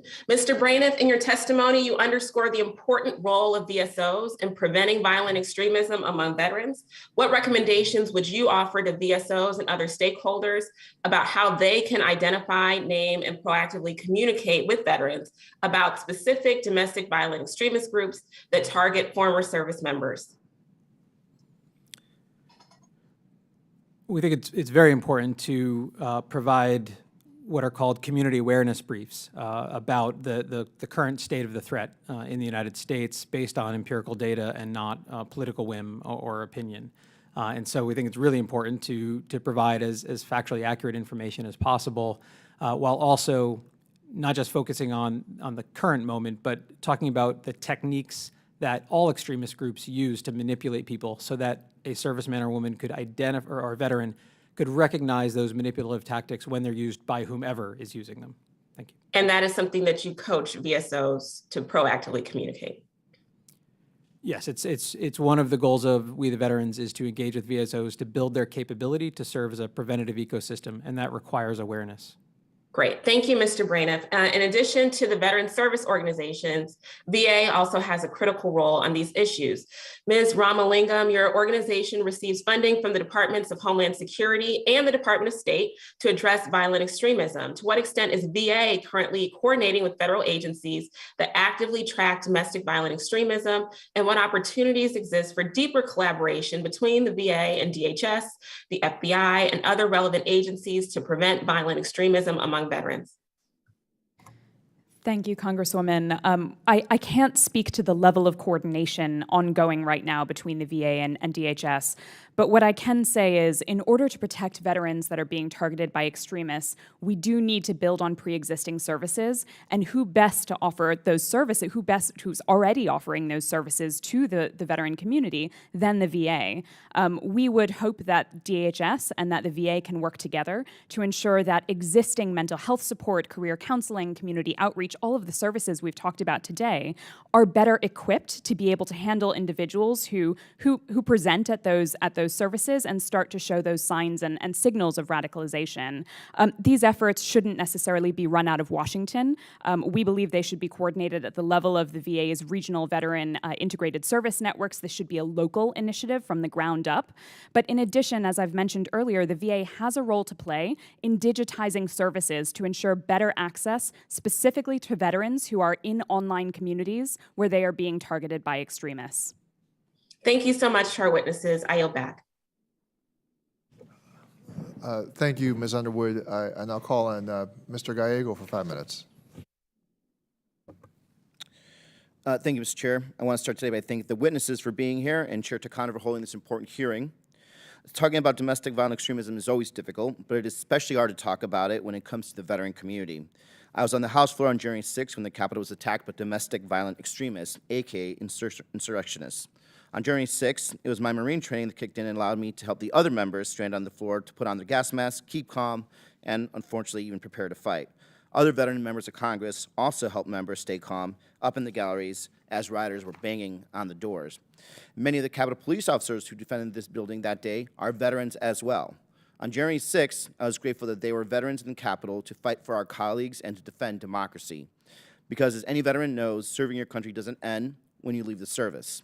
Our veteran community represents the best of America, which is why I was horrified and angry when I found out how many veterans had been among the insurrections that day. I felt betrayed, because those veterans have forsaken the same oath we all took to protect and defend this country and democracy. I want to be clear. The more than 70 veterans charged in the attack on January 6th represent a small fraction of our veteran community, a very small fraction. But veterans were overrepresented among those insurrectionists. And we've now seen evidence that groups like Oath Keepers, the Three Percenters, and the Proud Boys are specifically targeting veterans. That's why it's so important that we address this issue head-on, like we are today, and that's why I'm grateful for our witnesses' insights. My first question is for Mr. Braniff. If I'm not mistaken, you attended the United States Military Academy and served 5 years as an Army officer and company commander. Following your service, you joined the faculty at West Point. My question for you is, as a veteran and someone who has devoted your entire professional career to studying terrorism and counterterrorism, what is your reaction when you hear someone say that it's ridiculous to suggest that we need to address extremism in the military or veteran community, or that holding this hearing is somehow an insult to the 20 million veterans who have honorably served our country and are not involved with violent extremism? Do you think we are doing a disservice to people like you and me by having this discussion? Thank you, Congressman. 21 years ago, I sat on a hilltop in Kosovo with my tank platoon. That platoon was comprised of several African Americans from around the United States, Jamaican, Haitian, a Dominican, a Jewish American, 2 Filipinos, a Micronesian, and a shade tree mechanic from Alabama. It would be a dishonor to my tank platoon to say that things like white supremacy in the ranks is too small an issue for us to care about. We're a brotherhood and a sisterhood, and the idea that it would be okay for an organization that has grooming standards about your haircut, height and weight standards, shouldn't have standards about violent extremism in the ranks. It's not a numbers issue, it's a national security issue. We have an all-volunteer military. Who is going to join an all-volunteer military if that all-volunteer military is associated with extremism? That's a national security issue. It creates vulnerabilities to hostile foreign influence operations. It decreases our combat effectiveness.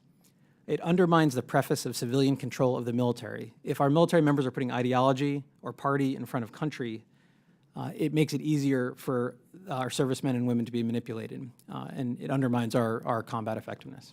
Thank you. Thank you. Lastly, Mr. Purdy, I want to ask you for your reaction to the fact that so many of these far-right extremist groups use the word patriot in their title. For example, United Constitutional Patriots or the White Patriot Party. I think it's a perversion of the word patriotism and of the oath you and I took. Why do you think these groups use that term so often, and how can we push back on it? Well, I mean, they use it because of the credibility that it holds. They are essentially stealing our honor, cashing in on our valor of service to advance their anti-American and white nationalist aims. And I share Mr. Brannis' disdain for this as well. So, I mean, it's very simple. Veterans are economically efficient targets, and the word patriot exudes an aura of veteran status. Thank you. And Mr. Brand, I have one question. Representative Miller Meeks said that Representative Reno was talking about veterans being domestic terrorists all the way back during the Clinton administration. Would you imagine why she would be, Attorney General Reno would be talking about that specifically around that time?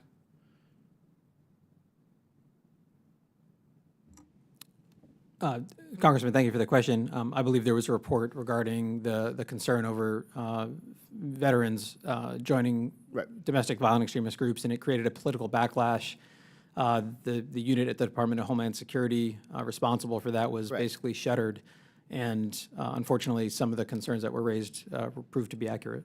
Correct, because it proved to be accurate because Timothy McVeigh, a veteran, violent extremism, eventually went and bombed the Oklahoma City Federal Building, correct? That is correct. Thank you. Thank you. I yield back. Thank you, Mr. Gallego. Well, you know, with some reluctance, I'm going to call to an end the first panel. You are all amazing scholars and amazing researchers and have a wealth of information. And I'm going to remember your names because I think you have the potential to give us insight not just on extremism as a phenomenon among a really small subset of veterans, but I think you have insights into how radicalization may take hold more generally. And so I think you have some important lessons to teach the nation and the world about how we begin to address extremism as a phenomenon. But I thank you for the insights you've given us today in terms of how it shows up in certain veterans. So that completes the questioning of this panel, and I want to thank our witnesses for appearing today. And we'll now move on to our second panel.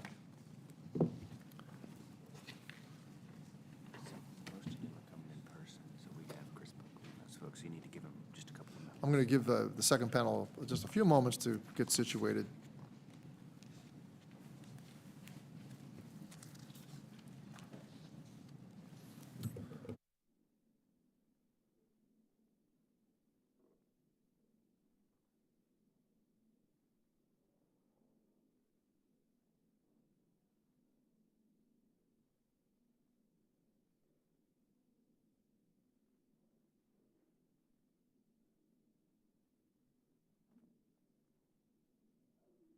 I would be remiss if I didn't also really thank the members of the minority who participated in the first panel. I thought the questions were very good questions, and I appreciate the spirit with which they engaged a very difficult topic.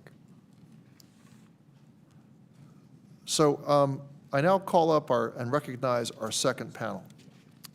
First, Mr. Chris Buckley joins us as a U.S. Army veteran and a white supremacy specialist at Parents for Peace, a nonprofit organization dedicated to assisting families concerned about a loved one who has fallen prey or is at risk of falling prey to domestic violent extremism.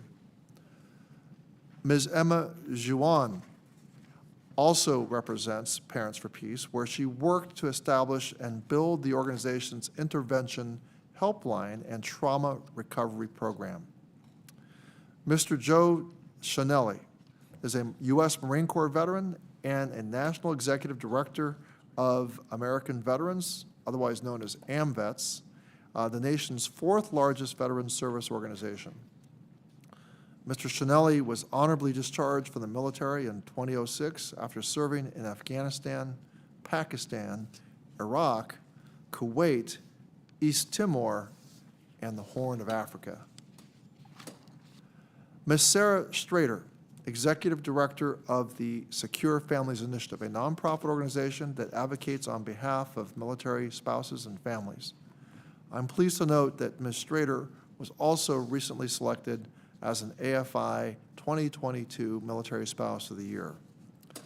I want to thank all the panelists for being here, and I want to remind our witnesses to pause 2 or 3 seconds before speaking and answering questions. Mr. Buckley, you're recognized for 5 minutes for your testimony. Chairman Takano, Ranking Member Bost, honorable members of this committee, it's an honor and a privilege to testify here, even though I'll be sharing some difficult things from my life. My name is Chris Buckley, and I served as an E5 Sergeant in the 201st Engineer Battalion of Kentucky Army National Guard. I joined the Army as part of the delayed entry program while still in high school. I remember how proud I was to have the honor to be on the front lines of defending my country, as that Tuesday morning I saw on TV, my high school cafeteria, the collapse of the Twin Towers.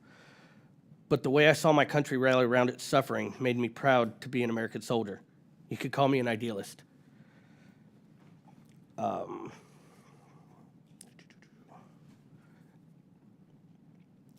How did I go from that to becoming a Ku Klux Klan member? It's a strange tale, but one that I sadly not uncommon amongst our veterans.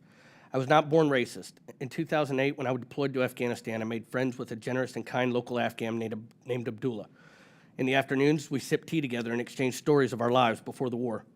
I could see how we were not so different. Abdullah was later caught sneaking an improvised explosive device into our bunker. Abdullah, my friend, wanted to kill me and my buddies just because I was an American. There were a lot of days like that in Afghanistan, but none shook me as much as losing my best friend a few months later. His name was Daniel W. Wallace, father of 2 of Dry Ridge, Kentucky. On October 31st, 2008, somewhere in eastern Afghanistan, we were chatting and had just left our vehicle to fix a piece of equipment when we were ambushed by Taliban. I saw Daniel get hit by a bullet under his left eye and his skull get shattered by the impact of the bullet. Daniel died in my arms while trying to push his brain back into his skull. I came back from Afghanistan a different man. I had developed a deep sense of resentment against all Muslims. In fact, I tattooed the word kafir, or infidel, in Arabic script on my arm as a way to remember who my enemies were, who had taken my best friend away. My psychological damage in Afghanistan was accompanied by a crippling physical injury in the U.S. I severely injured my back. Although I received workers' compensation, I was never given a line of duty determination, even though to this day I cannot put socks on without grimacing in pain. Following the accident, I was put on opioids, which I quickly became addicted to, just as I was developing a habit of numbing my psychological pain by resentment directed against my growing list of enemies. You see, my trauma opened other wounds that had never really healed, and I had simply repressed, like that time when I was sexually molested by a family member, or that other time when I was discharged from the Army and received no compensation for PTSD from the United States Department of Veterans Affairs. Instead, there was a loving group eager to embrace me and acknowledge my pain.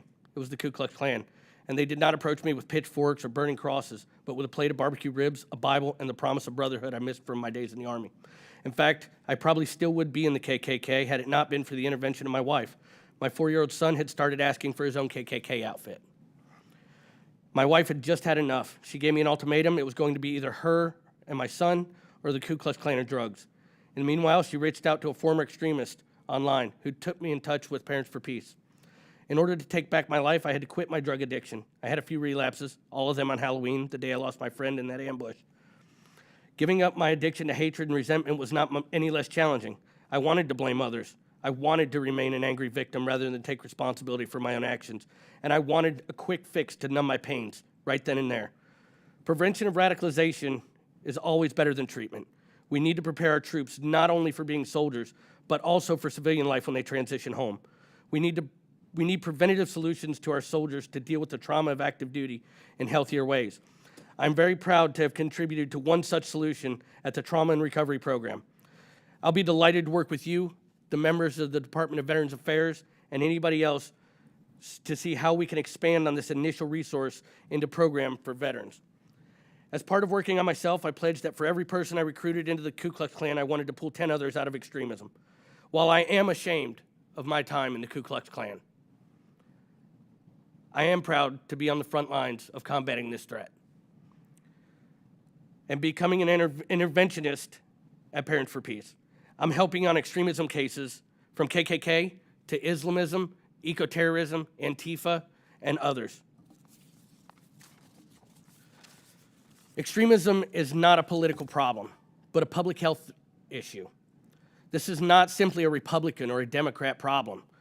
This is not a black problem or a white problem, a Muslim or a Christian problem. This is a human problem.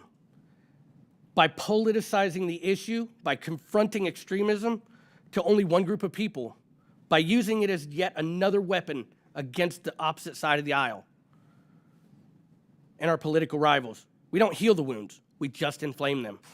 Perhaps my story could tell you something about what happens when we as a society make a habit of resorting to quick and easy fixes that leave all of us worse off. Perhaps my story could be warming for what's at stake for when we get too comfortable with our status as victims and each other's actions. We prefer to assign blame rather than take responsibility, but that's not why I'm here. I'm here to tell you that bad things happen, but it's up to us to choose what we do with our wounds. Thank you. Thank you, Mr. Buckley. I want to return to Ms. Juan. Ms. Juan, you are now recognized for 5 minutes for your testimony. Chair Takano, Ranking Member Bast, members of the committee, thank you for the opportunity to speak with you today. I appreciate your leadership to foster better cooperation on ensuring the well-being of the veterans community. My name is Imaj Wen, and I'm the Director of Programs and Research at Parents for Peace. And I'm honored to speak to you today about our organization and our work to support the veterans community. To understand the purpose of Parents for Peace, one must know its origin. On June 1st, 2009, Carlos Bledsoe committed a terror attack in Little Rock, Arkansas. Years before, Carlos was groomed on campus by teachers and clerics and had traveled to Yemen to train with a Salafi group. After being arrested by the Yemeni police, Carlos was deported back to the United States. Soon after, he carried out his attack. After Carlos's arrest, his father, Melvin Bledsoe, an African-American business owner from Memphis, decided to break his silence and talk about what happened to his family. Opening up, he realized that he wasn't alone and could, through his misery, bring together other parents of extremists and survivors. From there, he created Parents for Peace, a support network from families who had been devastated by the grooming of their loved ones into extremism. Since then, the organization has evolved. Today, Parents for Peace is an organization aiming to provide a public health solution to domestic radicalization in the United States. For the last decades, most counter-violent extremism approaches have taken a law enforcement or criminal justice approach, falling short of successes. We came to fill this gap. Through hundreds of interviews with families of extremists, formers, and individuals still grappling with extremism, we were able to recognize patterns of radicalization. One correlating factor found is a major disruption to one's sense of self, the appearance of such strong self-doubt, leading to a desperate need for clarity, belonging, or purpose. Mixed with pre-existing vulnerabilities, it renders certain individuals at a higher risk of exposure to violent extremist ideologies. These vulnerabilities can wear different masks, can be unhealed trauma, such as childhood sexual abuse, bullying, a history of addiction, alcohol, drugs, gambling, or mental and neurological disorders, depression, or forms of learning disabilities. When unaddressed, these vulnerabilities create shame, guilt, or pain, so buried they become unrecognizable. To be able to bear the burden of their suffering, individuals use alternative pathways to channel anger and resentment. Extremism provides a superficially appealing solution by offering an opportunity for numbing and a sense of belonging. I stand here in front of you not to stigmatize and point fingers, but to shine a light on their reality. Because of their life experiences, some people are more vulnerable to radicalization. Some veterans are part of this vulnerable population. Men and women who have served in the military have a higher prevalence of adverse childhood events. Additionally, through a necessary process, service members are trained in order to effectively complete missions of combat. While undergoing training, service members integrate complex mental, emotional, and visual tactics, which allows them to perform effectively under high stress and high tempo situations. Unfortunately, hypervigilance remains even after returning home from combat, and the psychological impact of sustained exposure to trauma and violence leaves a lasting mark. According to data collected in 2021, about 75% of US veteran and active service survey respondents stated they had experienced PTSD as a result of their military service after 9/11. To address this issue, we founded and designed the Trauma and Recovery Program. Its aim is to provide service members with positive coping skills, tools, and resources to maintain a balanced, healthy, mental, emotional, and physical lifestyle, while reducing the number of service members participating and or being groomed into ideologies of extremism. The program was successfully piloted back in March 2021 amongst law enforcement officers at the Aurora Police Department. This is what we do. We analyze and identify an issue and provide solutions to limit stigmatization. Additionally, for the last 5 years, Parents for Peace Helpline, available at 1-844-49-PEACE, has helped hundreds of people exit extremism with a unique intervention protocol developed in conjunction with global experts. Family members, friends, and loved ones call our helpline to seek assistance about someone close to them who has shown traits of radicalization. Our in-house clinicians conduct interventions to help through the de-radicalization and rehabilitation process. Our intervention effort is about de-escalating the individual from the shortcut path back to a place where the core issues driving the initial turn to extremism can be addressed. Every day, we work tirelessly to provide services to individuals who have fallen ill to extremism. Ignoring widespread risk factors would be detrimental to the safety and prosperity of the United States. We need to create alleys of cooperation between organizations providing support to veterans and organizations specializing in addressing the prevention of extremist violence.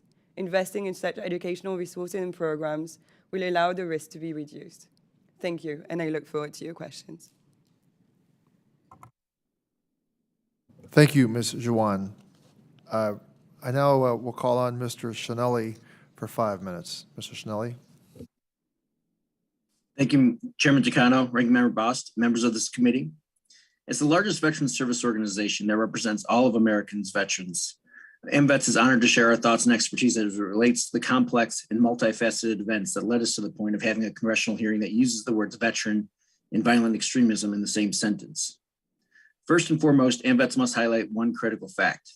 The vast majority of military veterans are productive, law-abiding, nonviolent members of society. Each of us here today have the responsibility to help dispel the manufactured misconception of extremists prone to acting out violently. Throughout our nation's history, American veterans have continued serving and leading long after hanging up their military uniforms for the last time. Most of our nation's presidents were veterans. At one point, 3/4 of the U.S. House of Representatives were veterans. Our nation's veterans are proudly diverse, inclusive, representative of general society. Coming from all walks of life, we are unique in that we chose to put our nation before ourselves, but we are affected the same as anyone else by misinformation, propaganda, and an increasingly corrosive political environment in which politicians spend more than $8 billion per election cycle to tear one another apart. In my written testimony, we discuss how and why veterans tend to be overrepresented in civics, how the American political industry plays a role in not just the extremism among Americans, but extremism in America. I discuss how veterans present more of a solution to extremism versus being part of the problem, and how Congress has spent billions of dollars on poor performing mental health programs at VA that are generally ineffective for far too many. The bottom line is that we all have to play a role to maintain a respectable, influential nation, a nation that does not tolerate extremism from Democrats, Republicans, or anyone else. As the issue of extremism relates to veterans, we indeed need to do more to help as service members transition into veteran status, so they're even more likely to become positive contributing civilians. Poor mental health can leave anyone vulnerable to those recruiting for extremist causes, veteran or not. This is another reason Congress needs to become more serious about improving and innovating VA's mental health care system. We need to provide effective mental health care options and directly assist nonprofits providing meaningful peer support. We could ask these nonprofits to provide veterans with important information about extremist groups, recruiting tactics, and why they are harmful to veterans. It's important to note that historically, VA has not meaningfully supported peer support type programs. In general, Congress and VA have chosen not to meet veterans where they are and have resisted efforts to work with community organizations in a meaningful way. This year, we will spend nearly $14 billion on a mental health system for veterans who really are not offered assistance until they reach their worst days. After 2 decades of more of the same failed strategy of increasing access to VA mental health care and more than 6,000 body bags a year, we will finally spend $180 million on community entities, providing veterans value at the local level. I'm hopeful that congressional appropriation means we are all starting to acknowledge the need to do something drastically different. Over the generations, Congress unintentionally created a VA that rewards disability, messages suicide, fails to provide tangible leadership and training for veterans upon their separation from service, fails to articulate and encourage meaningful, positive goals, and provides no incentive for physical, mental, and financial readiness. Veterans do well when they have a positive group of fellow veterans in their lives, and Congress would do well to increase their support to groups that make this happen. Since at least the Civil War, veterans have joined and organized groups that generally look to serve their fellow veterans in their communities. Veterans seek purpose. We seek meaning. AMVET's motto is Veterans Serving Veterans. AMVET has about 1,200 posts across the nation. For 77 years, AMVET has committed itself to take care of our fellow veterans, our troops, our families, and our communities. Today's service member is no different in this regard. We need to stop focusing so much effort and funding on symptom reduction. Stop being just reactive. Instead, we need to start making significant, proactive investments in the future of our veterans. Let's fuel them with optimistic hope, help them find meaning, and help them become their best selves. Chairman Takano, Ranking Member Bost, members of this committee, this concludes my statement, and I'm happy to answer any questions you or your members may have. Thank you for your testimony, Mr. Schnelly. I now will call on Ms. Strader for 5 minutes for her testimony. Thank you, Chairman Takano, Ranking Member Bost, and other members of this committee for the opportunity to testify. My name is Sarah Strader. I'm the spouse of an active duty U.S. service member, and I'm the Executive Director of Secure Families Initiative. We're a nonpartisan nonprofit that mobilizes military partners and family members and veterans to be voters and advocates for their communities, especially on issues of national security. The topic of today's hearing has profound importance for our military family community. When a service member or veteran adopts extremist views and resorts to political violence, it's us, their immediate loved ones, who are impacted first. Our safety is put at risk. Our lives are turned upside down. Our loved ones we stand to lose. While on the macro level, the numbers may remain small, our community lives the consequences of these experiences, and we do not have the luxury to ignore or downplay this problem. And so we deeply appreciate this committee for including our voices in these deliberations, as no one is more personally invested in identifying solutions to this real and pressing problem. This morning, I'm going to summarize 4 key points. First, the wartime operational tempo of the last 20 years has contributed to the problem we're tackling today. The post-9/11 wars have had high costs for military families, but our conversations about war and peace rarely acknowledge the extent of these costs, and many veterans and their family members feel afraid to speak up about their lived challenges. Understanding this context is essential for veterans serving institutions like this committee to more effectively relate to their veteran clients. Additionally, foreign policymakers outside this room should also take note of how sending troops into repeated conflicts without clear goals or adequate support systems are breeding grounds for disillusionment and distrust among the people sent on those missions and the loved ones they left behind. Second, the partners and family members of veterans are not only the first impacted by violent extremism, but we can also serve as the first line of defense. Formal, official channels of information will only have so much success on their own. In addition to considering direct interventions, like training transitioning veterans on digital literacy to detect extremist recruitment efforts online, for example, this committee should also invest in training veteran partners and family members to identify early risk factors and support our loved ones. Our interpersonal connection to veterans is a distinct value add.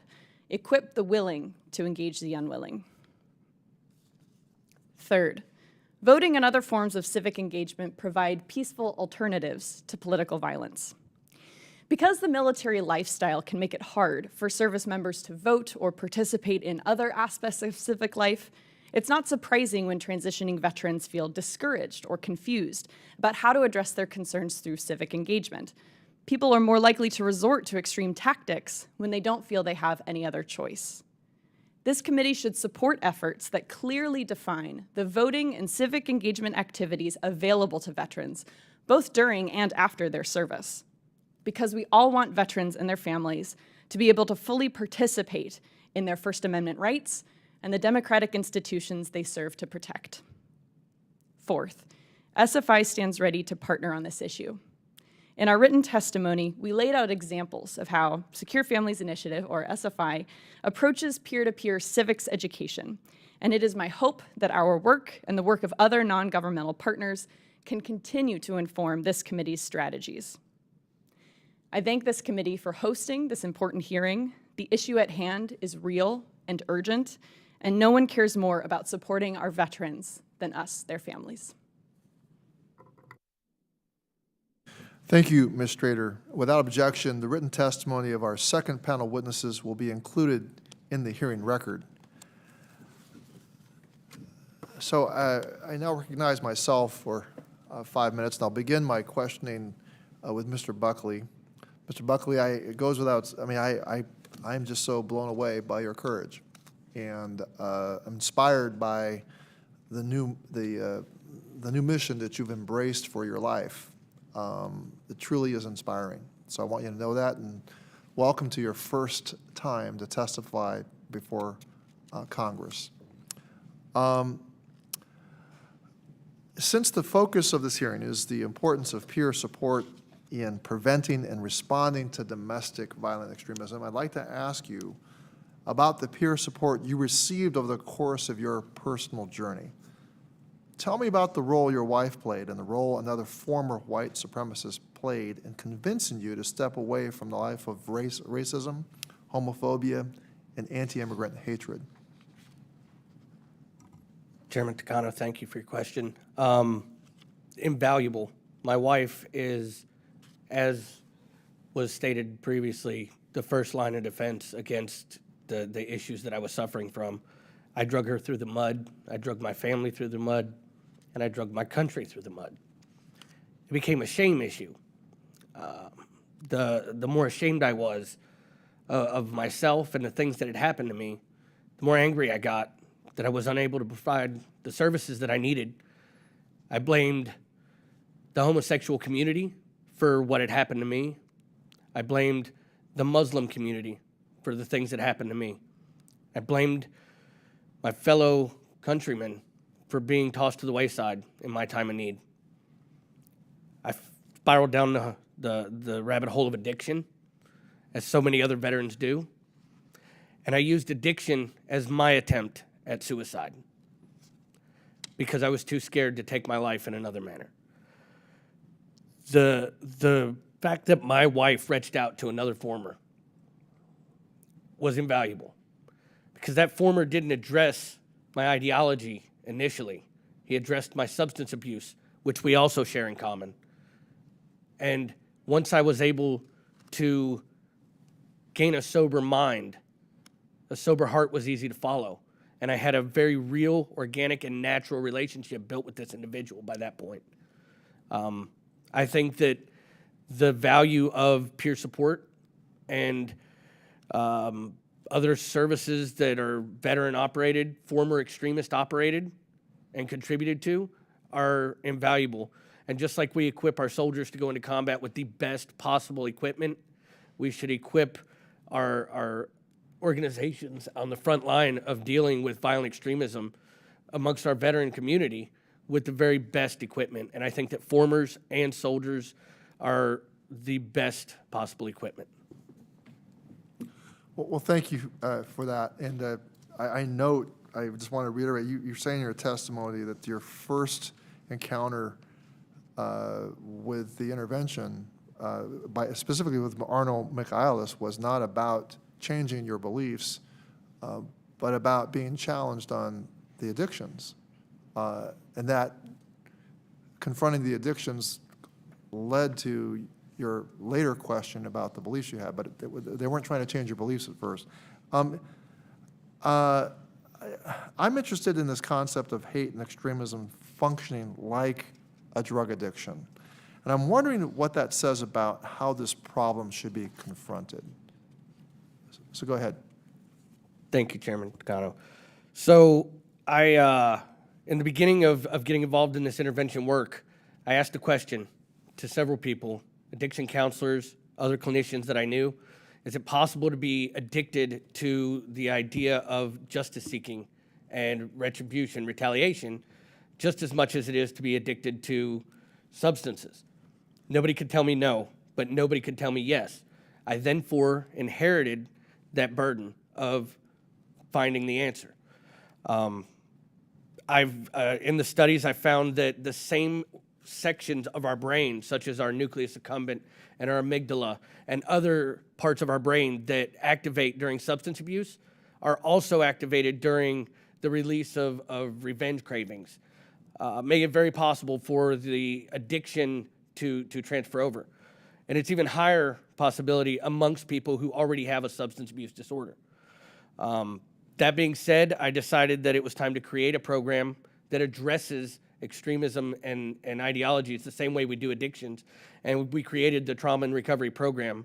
It's a moral cognizant approach led by veterans, clinicians, and mental health experts and peer support counselors to deal with the traumas and the issues that veterans suffer. And while this is a very small portion of the veteran community, as it was stated before, one veteran in the wrong mindset can do a great deal of damage. Thank you so much. My time is up. I'm going to call on Ranking Member Bost for his questions. Thank you, Mr. Chairman.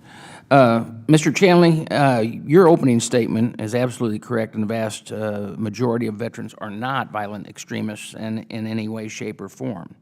Though we want to be able to focus and help where we can, the question I have, do you believe that it damages the veteran community to focus so closely through multiple committee meetings on the very small population for the larger population's sake?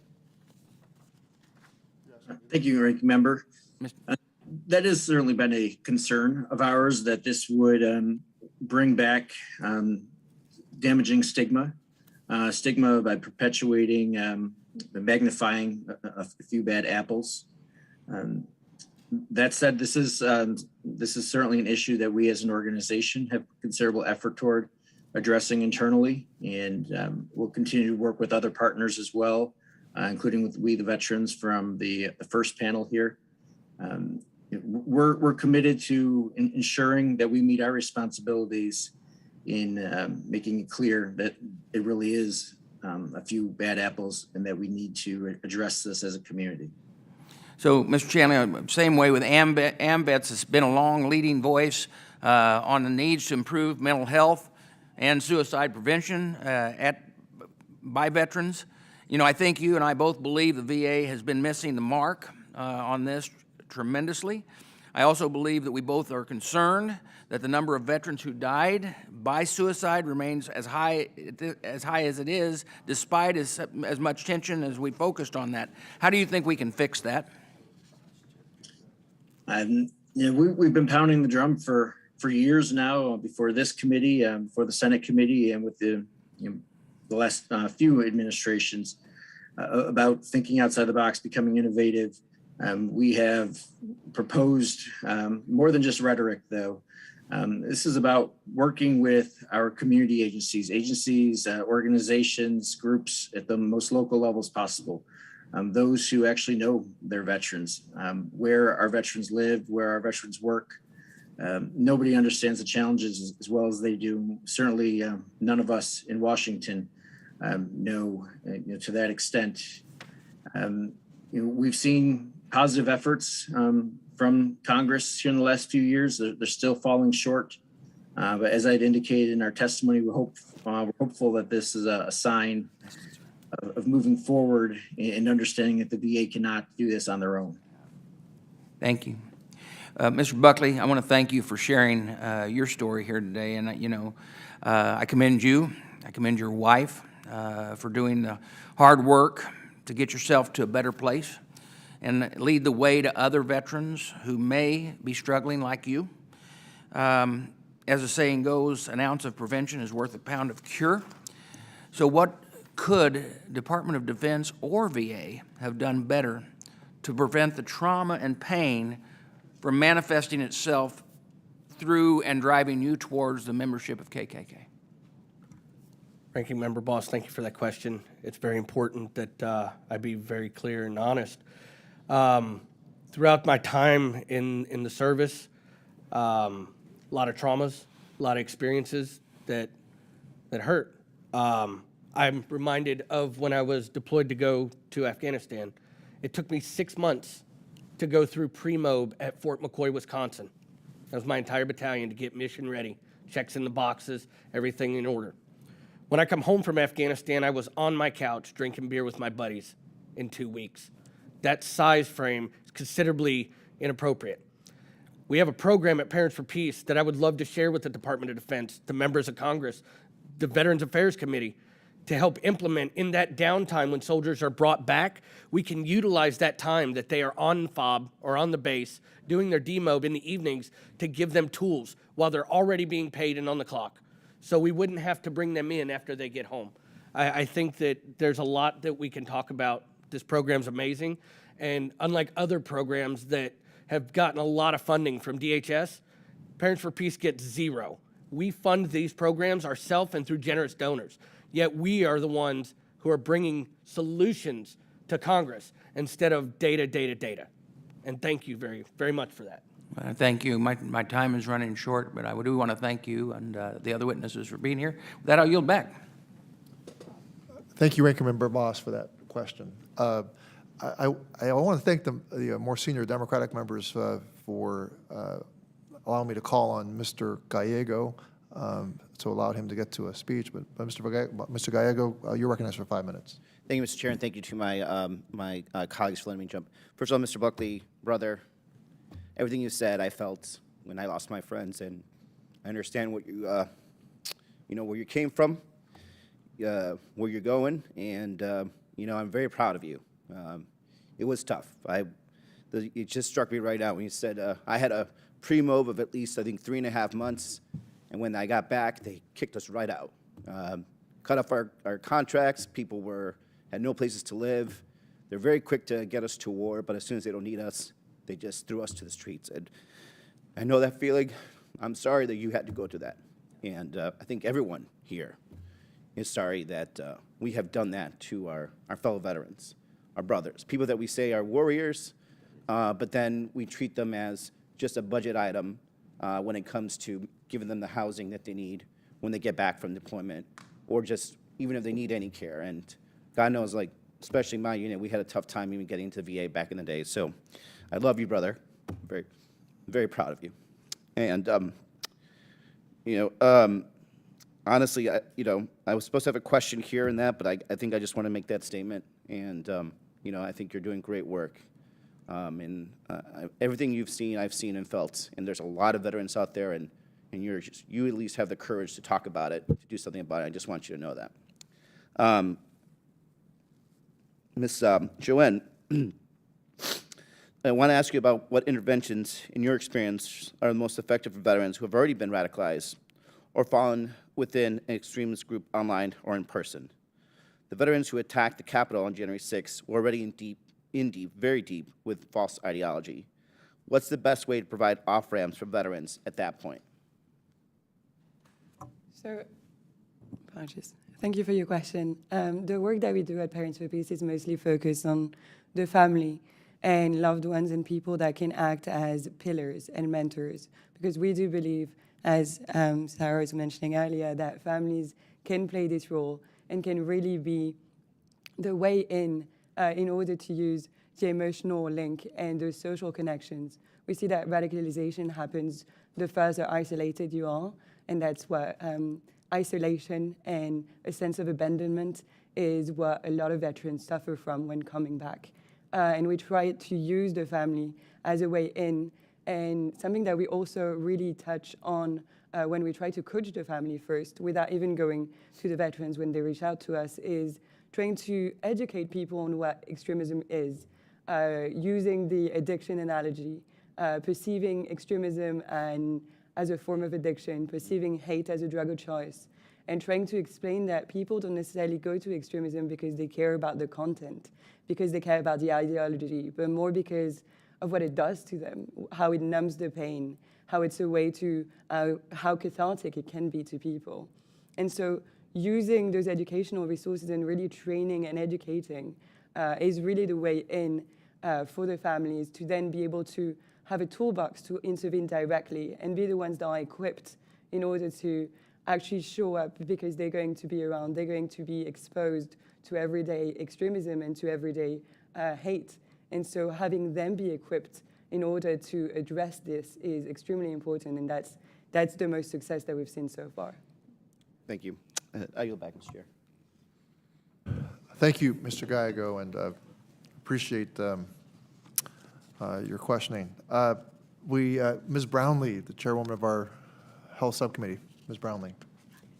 Thank you, Mr. Chairman, and thanks to all the witnesses for being here. And, you know, I want to associate myself with all of the other comments that members have made, Mr. Buckley, in terms of, you know, thank you. Thank you for your courage. Thank you for your tenacity in terms of going through the experience that you have been through and then wanting to translate that into helping others. So we're very, very grateful. You know, I'm very much just interested in, you know, beyond the testimony that you made, I'm interested in really two things. One, you know, since you left the military, since you were going through what you were going through, did you use any VA resources during that time, or was it all, you know, NGOs, nonprofits, community, wife, family, community, etc.? Congresswoman, I'm very thankful for that question. I'm reminded of a time when I was at my lowest point, and I drove 6 hours from my home in Georgia to Birmingham, Alabama, because I was aware that it was my regional office for VA. I took with me a loaded .38 handgun. I put it in my glove box, and I left my car unlocked in the parking garage at the VA. I walked to the front desk at the emergency room, and I said, if you don't help me relieve what I'm going through, I'm going to kill myself. And I told the lady at the front desk that there's a loaded .38 handgun in the glove box of my vehicle, which parking spot I was in. I said, please don't discharge me 2 hours from now. I was put in a paper gown and forced to sit while another nurse of the opposite sex stared at me without a word for 2 hours until the on-call psychiatrist arrived. I was prescribed 2 more medications and sent home. When I got to my vehicle, I opened the glove box, and right where I had left it was that .38 handgun, bullets intact. They never left their desk to check. I could have been one of the 22 a day. That discredited the VA for me, and I never went back. Since then, I've been aware of a lot of programs that the VA offers and a lot of services, but I challenge you to find them. They're on paper, but they're not available.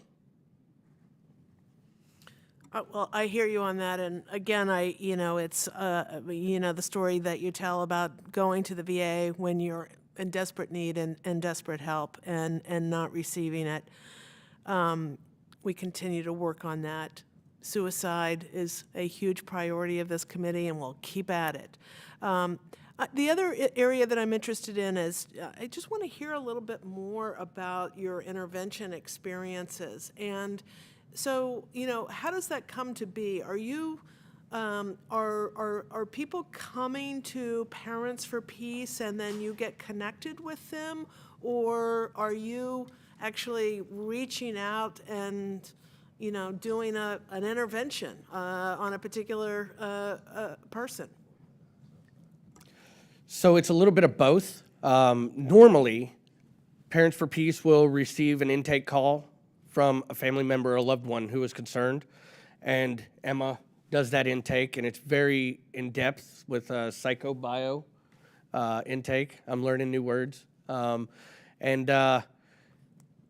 Then she will, you know, send that case out to one of the clinicians, and one or more of the interventionists, as well as anybody else who might be able to help that person throughout our network of resources that we've compiled over the long time that we've been doing this.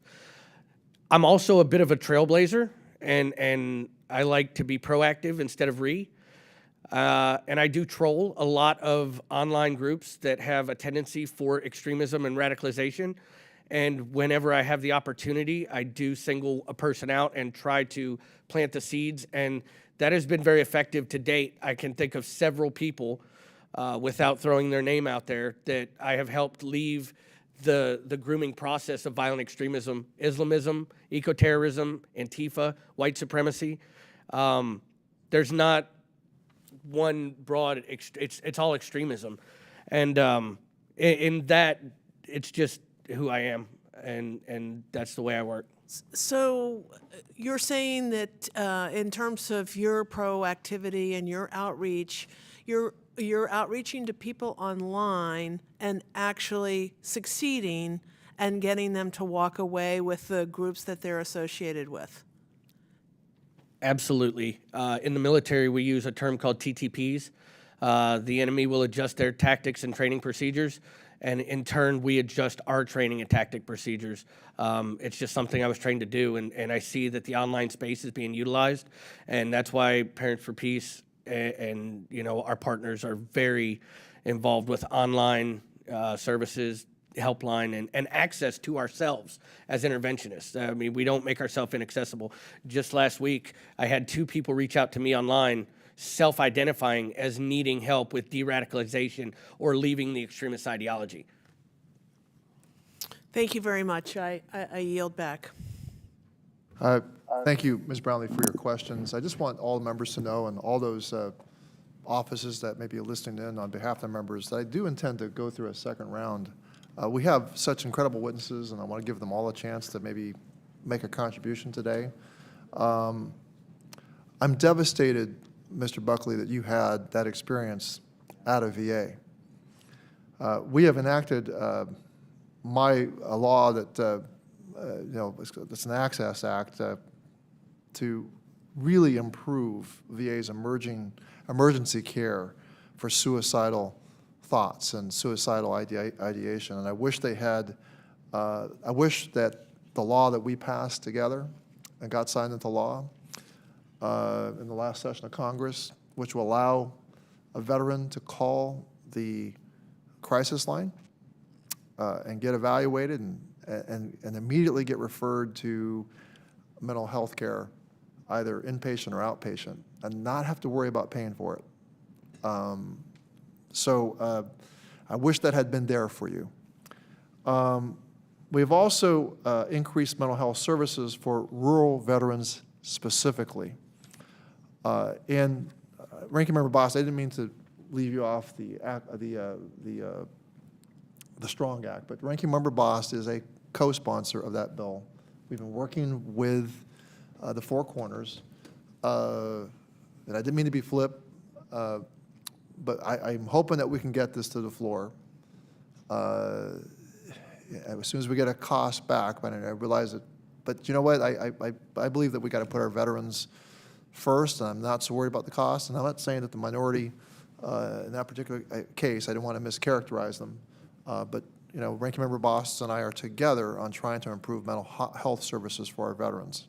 And again, I'm just horrified that that experience happened to you, and I'm pretty sure it's happened to others. With that, I'm going to call on Mr. Lamb for 5 minutes. Thank you, Mr. Chairman. I want to thank the chairman for having this hearing. This may not be a problem that we want to talk about, but you would have to have been blind on January 6th not to notice the prevalence of veterans and military logos in that crowd. The fact has been repeated many times here today of a quadrupling in incidents involving veterans.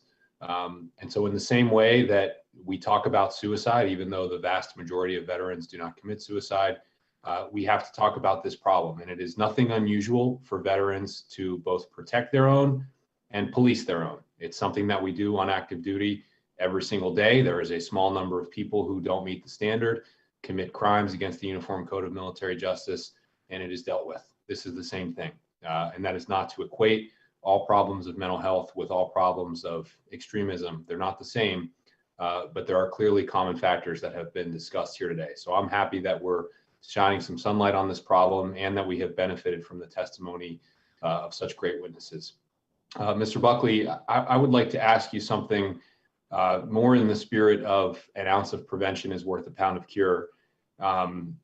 You must remember what it was like to have been an E1 or an E2 at the beginning of your service, you know, idealistic, probably happy to be wearing the uniform, excited about what was to come.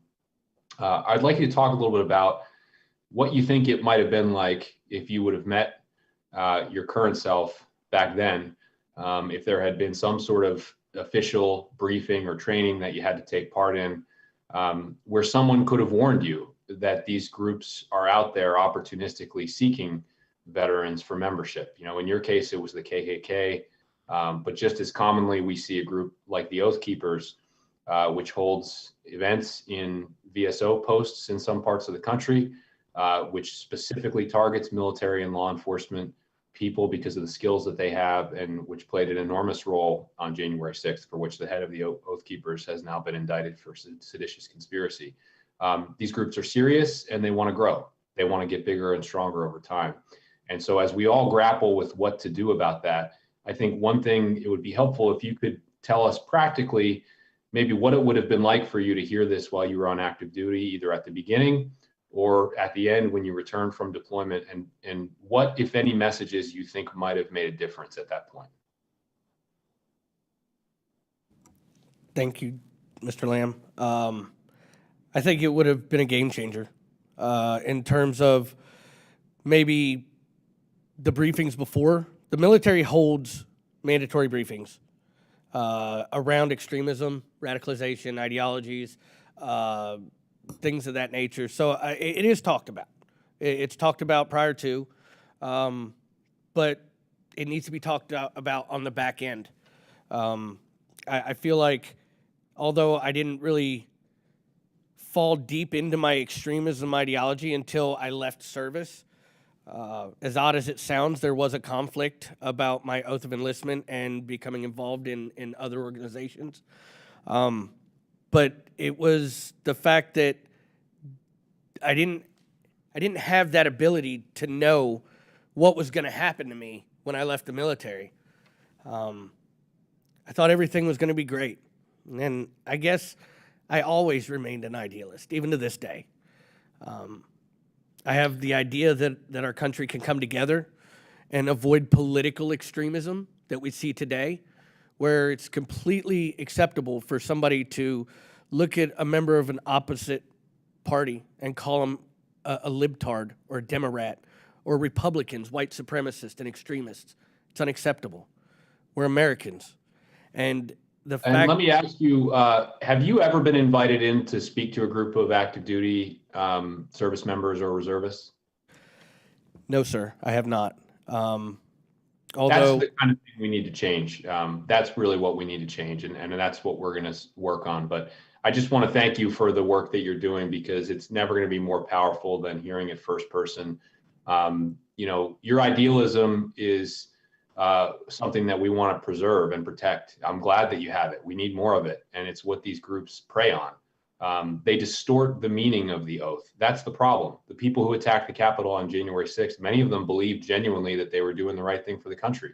They were not, but they were lied to over a long period of time by people who were using them and their oath for some other purpose. And that's where we have to interfere and kind of get left of the boom and prevent that all from happening. So with that, Mr. Chairman, I yield back.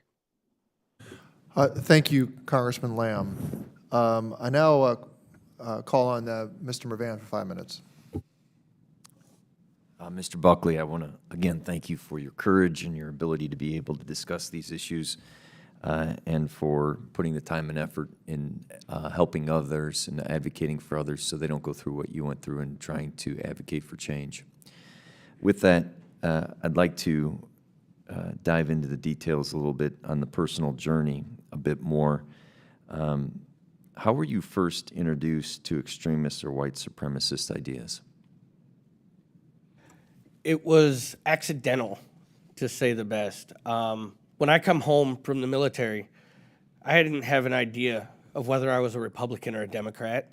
I barely had an idea of what kind of social agendas were out there. I just knew that I was a soldier, and the military doesn't have room for politics. When I come home, my country was unrecognizable. I was immediately attempted to be put in a box. I was pro-life or pro-choice. I was a Republican or I was a Democrat. There was so many opportunities to be placed in a box, and I just didn't have the answers. And I remember, just in joking, I Googled, how do I protect the white race?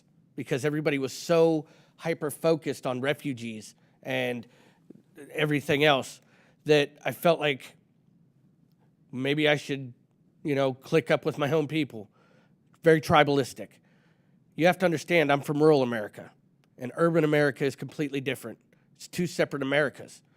The rural Americans that I know every day are angry that they're living in poverty, they can't find jobs, they can't find education assistance, yet we spend billions of dollars on immigration and assets towards refugees.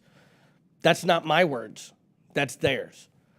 I think that during the course of typing that in, I seen, the Ku Klux Klan pop up as one of the top 3 search results. I clicked on the website, and I just wanted to hear what the guy had to say. And it started off as a joke and ended up very real. And at one point in time, I was the Imperial Nighthawk, which is second in command for the entire Loyal White Knights of the Ku Klux Klan for the entire United States.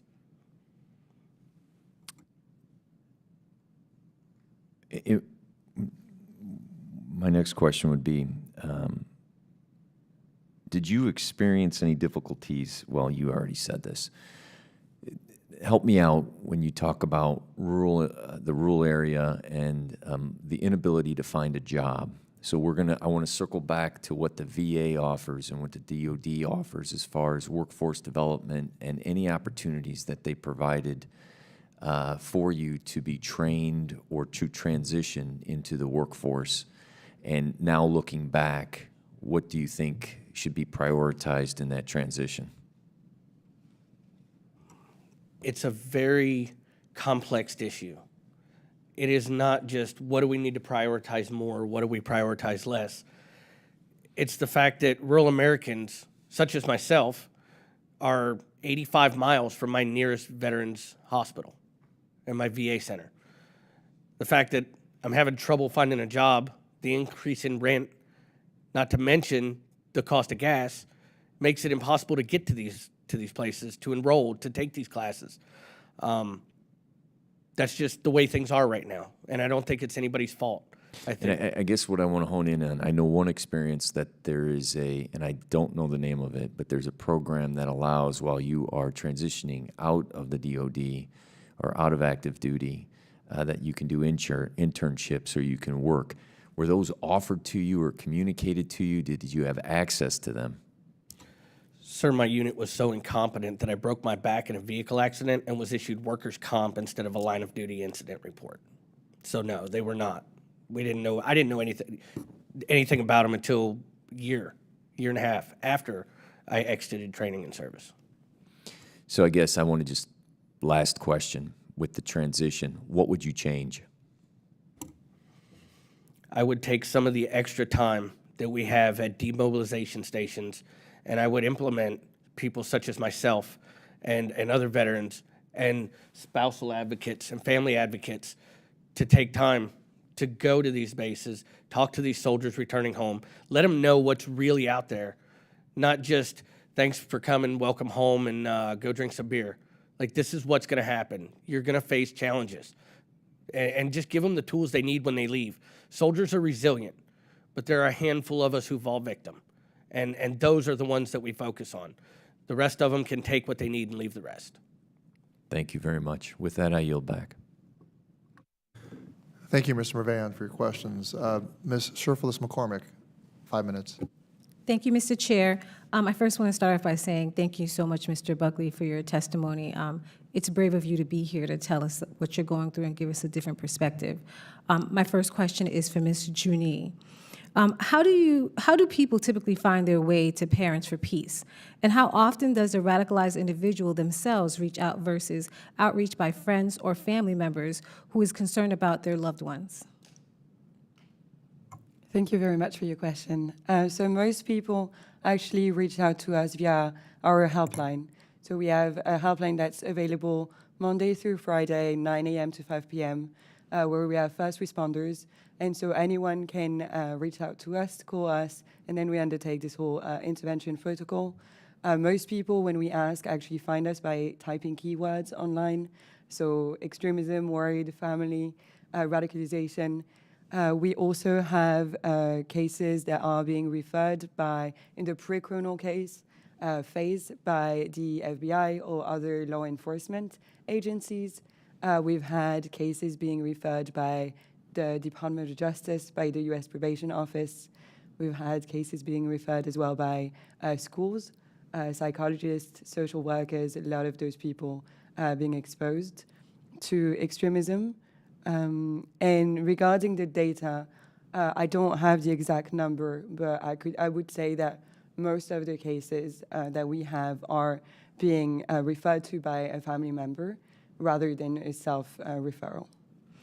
In what ways do you work to equip friends and family members with the tools they need to prevent radicalization or intervene on the behalf of the loved one? Thank you for your question. So the intervention protocol really can be divided into 4 different phases. The first one would be the educational phase, where we make sure that the caller and the person that is going to act as a mentor is understanding and educated on the issue of extremism, what it looks like, what it is, how it works from a sociological, neurological point of view and perspective, and making sure that they understand how it can act as an addiction and what it does to the brain. And then once that phase is finished, we equip them with what we call a toolbox. So actually concrete activities, dialogues, role plays, letters, way to engage that they can undertake. And then eventually we have the direct intervention of former extremists like Chris or Mubin that do those direct interventions in order to use their insider experience to explain a bit better to families, but also sometimes to the individual concerned what is really happening. Thank you so much. My next question is for Ms. Strader. This seems similar to the work that you do for the Secure Families Initiative. Why is building resiliency around someone who is at risk of extremism an important approach to take? Thank you, Congresswoman. And yes, the programs that we offer are compatible with many of the other NGO partners who have presented today. We focus on the inoculation end of the spectrum, taking after ranking members' comments about prevention being worth a pound of cure. We focus on getting folks on a track of positive and peaceful civic engagement. So voter registration education, how do you cast a ballot when you're deployed overseas, for example, and that affects family members as well. So helping the entire family unit know how they can make their voice heard at the ballot box. We also do civics trainings on politics do's and don'ts for military partners, knowing ways that they can raise their voice without running afoul of what DoD regulations exist. And finally, we also do a tough conversations training. So how do you, the invested loved one of a veteran you see who may be struggling and who may be exposed to the extremist ideologies that have been described, how do you have a constructive relationship-building conversation about something you fundamentally disagree on without having it blow up and you go to opposite ends of the room? I think that the skill required to hold disagreement is probably something we could all use, but it's certainly relevant in this situation as well. To your point of building resilience, we don't want to sever those relationship ties. Those relationships can be key to bringing someone back from the brink. We want to invest in strengthening those relationships by equipping with really tangible conversational models.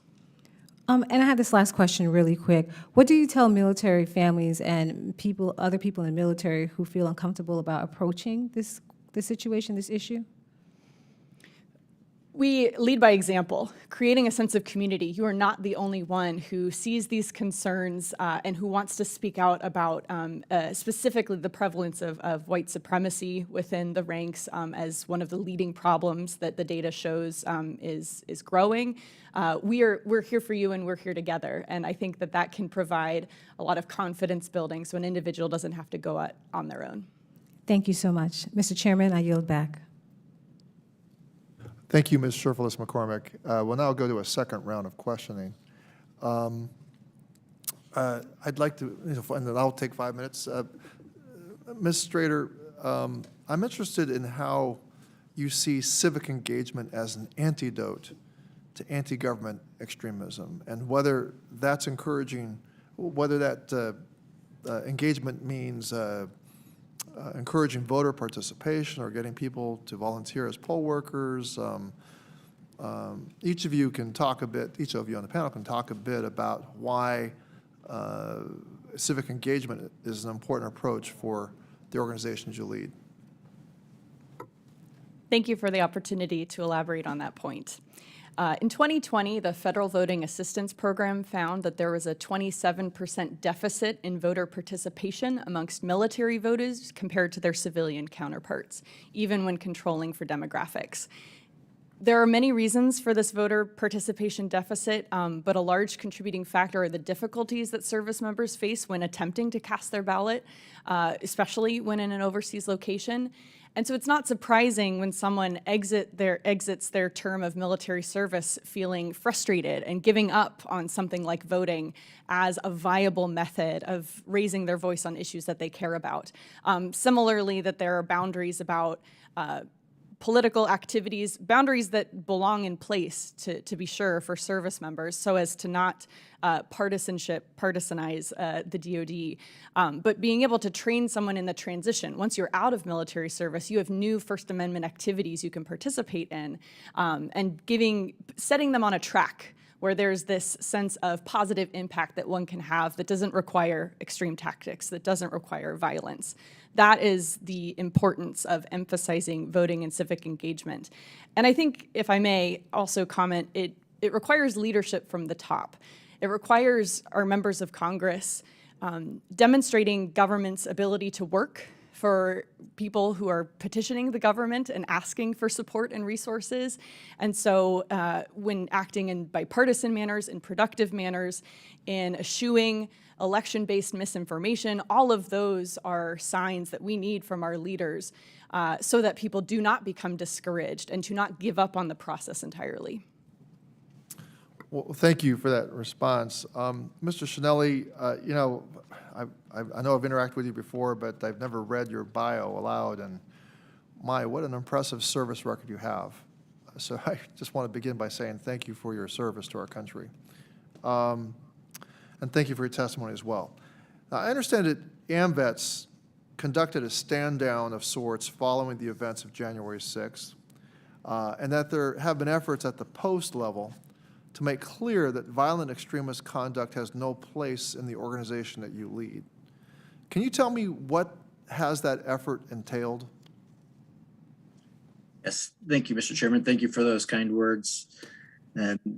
We saw this as an immediate need. We see this as very damaging, to the veteran community, but to the individual veteran as well, of course. So our governing documents, they're 77 years old, have spelled out clearly that working against our government, working against democracy is unacceptable and has no place within our organization. So immediately after the January 6th event, we put out a statement publicly and sent it out to all of our posts and all of our state level departments that anyone found to have participated in those activities in a criminal way would not be welcome to the organization, would need to be removed from the organization immediately. We put a great deal of effort over the really up on, including now, as we continue to monitor it, to seek out anything along those lines to ensure that extremism is not in our organization. I'm happy to be able to say we have not found anyone within our ranks still at this time. We've also sent out periodic messages. Our national leadership makes many visits to our posts all across the country, practically every weekend, and that's a message they've carried with them as well. Well, thank you for that, and I congratulate you on that work. Are there any specific examples you can point to where a post might have changed any practices or policies as a result of what you've done? Yes, first, I think talking about it is something that's new and maybe renewed, but very valuable. But we've also had most of our posts looked at who they're renting to. There are sometimes other organizations that may rent space or just be given space to use for a monthly meeting in one of our post halls. We've had at least one that I'm aware of where they're once the post leadership understood what our guidance was from the national level, and they took a look at one of the organizations that had been renting space in their hall, and they asked them and let them know that they wouldn't be welcome there anymore at that point. I think that was a positive step and something that we were very thankful for, that post taking that, that difficult decision.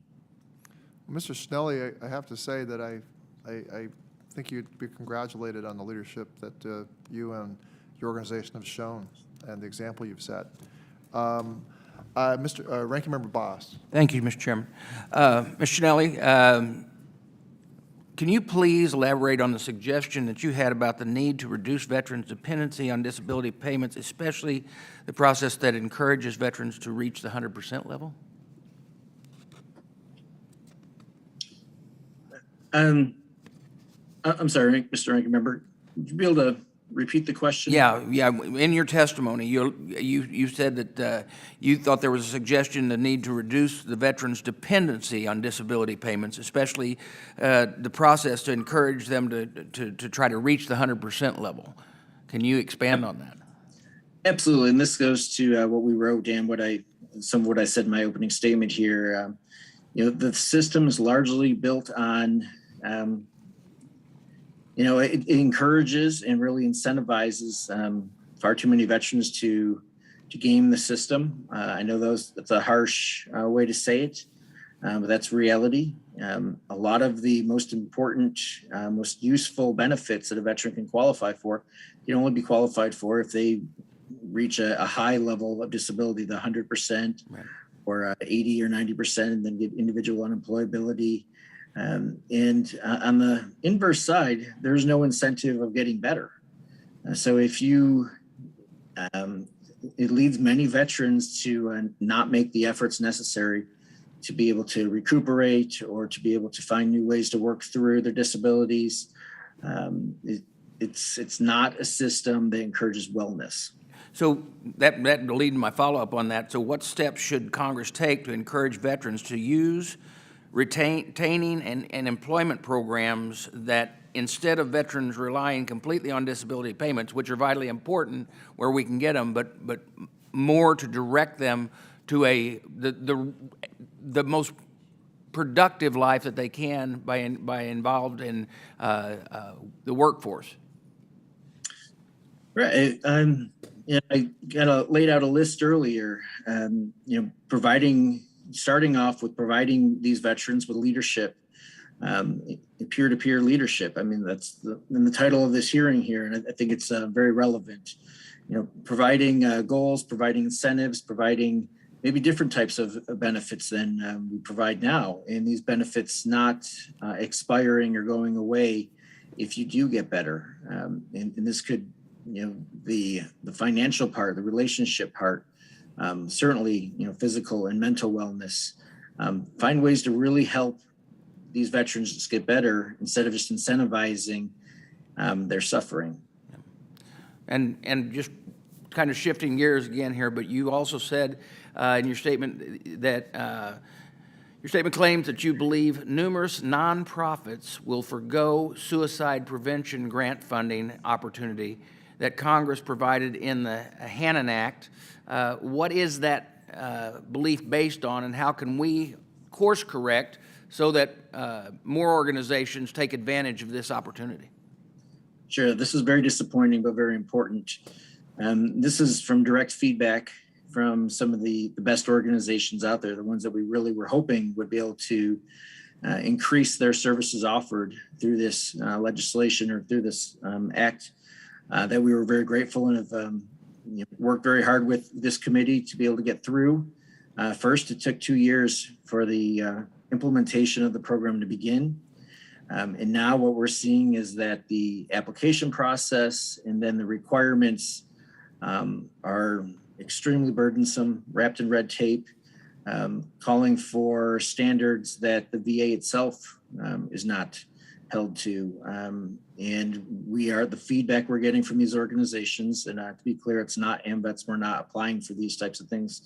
But the organizations that are, they're finding and reporting to us that it's largely not worth it at this point, which again, very disappointing. And my hope here is that the VA will be able to revisit this. Unfortunately, that takes time, and we've already, as I said, taken 2 years on this. That's just completely unacceptable. Thank you for that. And with my last few seconds here, I want to just say to Mr. Buckley, let me tell you that your story about going to the VA and receiving the inadequate treatment that you received, and look, it is our committee's job to make sure that people don't have that experience. Unfortunately, it's too often that they do. And each one of us that sat on this panel have heard it in our districts. And we're trying to argue on not only your behalf, but every veteran out there, that the service that they receive at the VA should be a quality service, and that each person that works at the VA understands that they're serving the veteran, not self. Serving veteran above self. And that we need to, and also then to encourage those, because of whatever reason, that do not seek help from the VA, that they actually seek that help from the VA. With that, I'm over on my time. Thank you. I yield back. Thank you, Ranking Member Bost. Chairwoman Brownlee, 5 minutes. Thank you, Mr. Chairman. First thing that I want to say is, you know, in the first panel today, there was a witness that talked about we need to develop more off-ramps. And it's just dawned on me in this hearing, when she first said that, I was thinking to myself, what are some of these off-ramps? But it has just dawned on me that all three of you are the off-ramp. So I just first and foremost want to thank each and every one of you for what you are doing every single day for our veteran community. And Ms. Joanne and Ms. Strader, I haven't been diving into questions with you, but I really recognize the good work that you do. And Ms. Strader, too, we always thank the service person for their service to our country, but we also thank their loved ones and their families for their service to their country, which I thank you for that. And I thank you for extending that to so many more families within your community. So it's very much appreciated and certainly recognized by all of us. So thank you for that. Mr. Buckley, I wanted to get back to you one more time. First, the one thing I wanted to say to you too is, in your testimony, when you talked about you were never given a line of duty determination, this is a big issue within the Department of Defense that needs to be clarified. These lines are really, really, really, really murky. They need to be more clear. There needs to be better transparency on this. A line of duty determination includes both physical and mental experiences that may cause huge duress.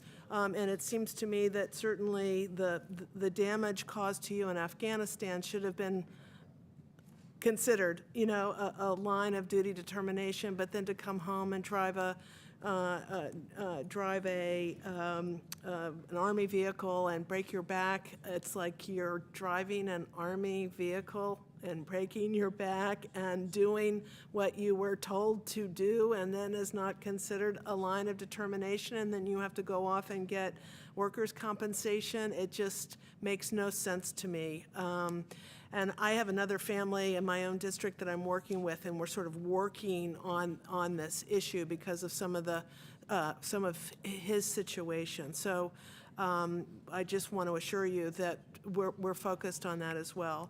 What I again wanted to drill down a little bit further, just in terms of your intervention.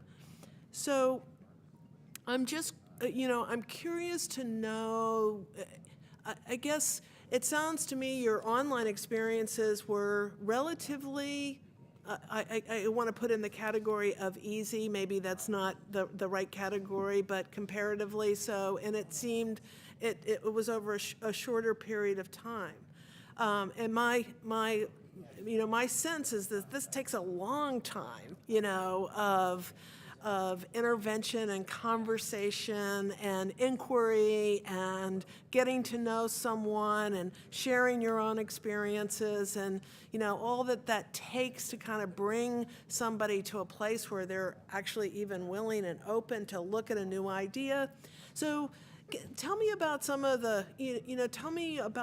those interventions when you're in a room with somebody or at a bar with somebody. I don't know where this takes place, but describe to me a little bit more what it's like. Thank you, ma'am. It's revisiting their trauma, and it's acknowledging their grievances and their traumas and their issues that they're experiencing. One of the veterans I worked with was devastated because he found out he had heart disease due to some dental issues that he was facing. But in order to receive dental services at the VA, you have to be 100% disabled. That needs to change. I do have a bill on that. Thank you, ma'am. Thank you for that. But it's humanizing the individual, building an organic relationship. Nobody's going to listen to you because you tell them to. You have to lead by the example. And the members at this table have dedicated their life to being that example. And I'm just thankful to be sitting beside such amazing individuals. It's an honor and a privilege. Well, again, to all three of you, to the AMVET witness as well, really thank you for the service you're providing to our nation's veterans, and my deepest gratitude, and I really recognize the fact of what you have said, that the VA has all of these services that may or may not be effective. We always say here on this dais, if you've seen one VA, you've seen one VA, because there are pockets of real success across the country, but we can't scale that up. That seems to be always to be the challenge. But we need to do a better job of supporting organizations like you, who are on the ground in your communities doing the work that you're doing. And we have veterans come in time and time again testifying in front of us that talk about those people in their community that saved their lives. So thank you for that, and thank you, Mr. Chairman, for having this hearing. And with that, I thank you for my overtime, and I yield back. Well, Ms. Brownlee, I certainly do thank you for the amount of time you've devoted today to this topic. And members are busy, but I'm very grateful that you as chair of the Health Committee were here to take in all this. Mr. Mervan, I call on you for 5 minutes. Thank you, Chairman. Ms. Johnnet, my question to you is, you had mentioned in your testimony about the ACE study, the Adverse Childhood Effects Study, and the vulnerabilities that veterans have, primarily through PTSD. If you can link those past experiences towards how that links towards behavior with extremists, and how you tailor that into your program to assist those individuals, how is that data helpful to you to understand that background? And do you have any suggestions how the VA can start looking at things like that to maybe be a predictor of people who may need more help when it comes to mental health? Thank you very much for your question. So we got to this conclusion by both analyzing data from actual interviews with former extremists, trying to understand what led them, why did they get involved into an extremist group? What was it that extremism provided in the first place? But also by collecting data from all the cases that we've had on the helpline, which is hundreds and hundreds of families coming to us and explaining what happened. And with this data, we're able to see that we call those unaddressed grievances and vulnerabilities, create just pockets that can be, that just are quite void and need filling into an individual, and that an extremist group does provide this. And knowing and understanding that, understanding how this vulnerability exists and needs to be redirected, because very often we see anger, resentment, sadness, solitude, and those need to be fixed and healed in order for someone to be living the best possible life that they can. And so using those, we are able to provide support that is tailored to the individual, trying to figure out what are the roots of the trauma, trying to figure out what are the roots of the grievances. And once we're able to analyze and identify those, then we can provide alternative solutions to be it for, if it's a sense of purpose, a sense of belonging, a need for brotherhood. And so knowing those, being able to properly diagnose what is happening and what the issue is, we're able to provide solutions. And I think one of the efforts that could deserve more attention is being able to effectively identify the issue. Today we see that extremism has been widely misunderstood.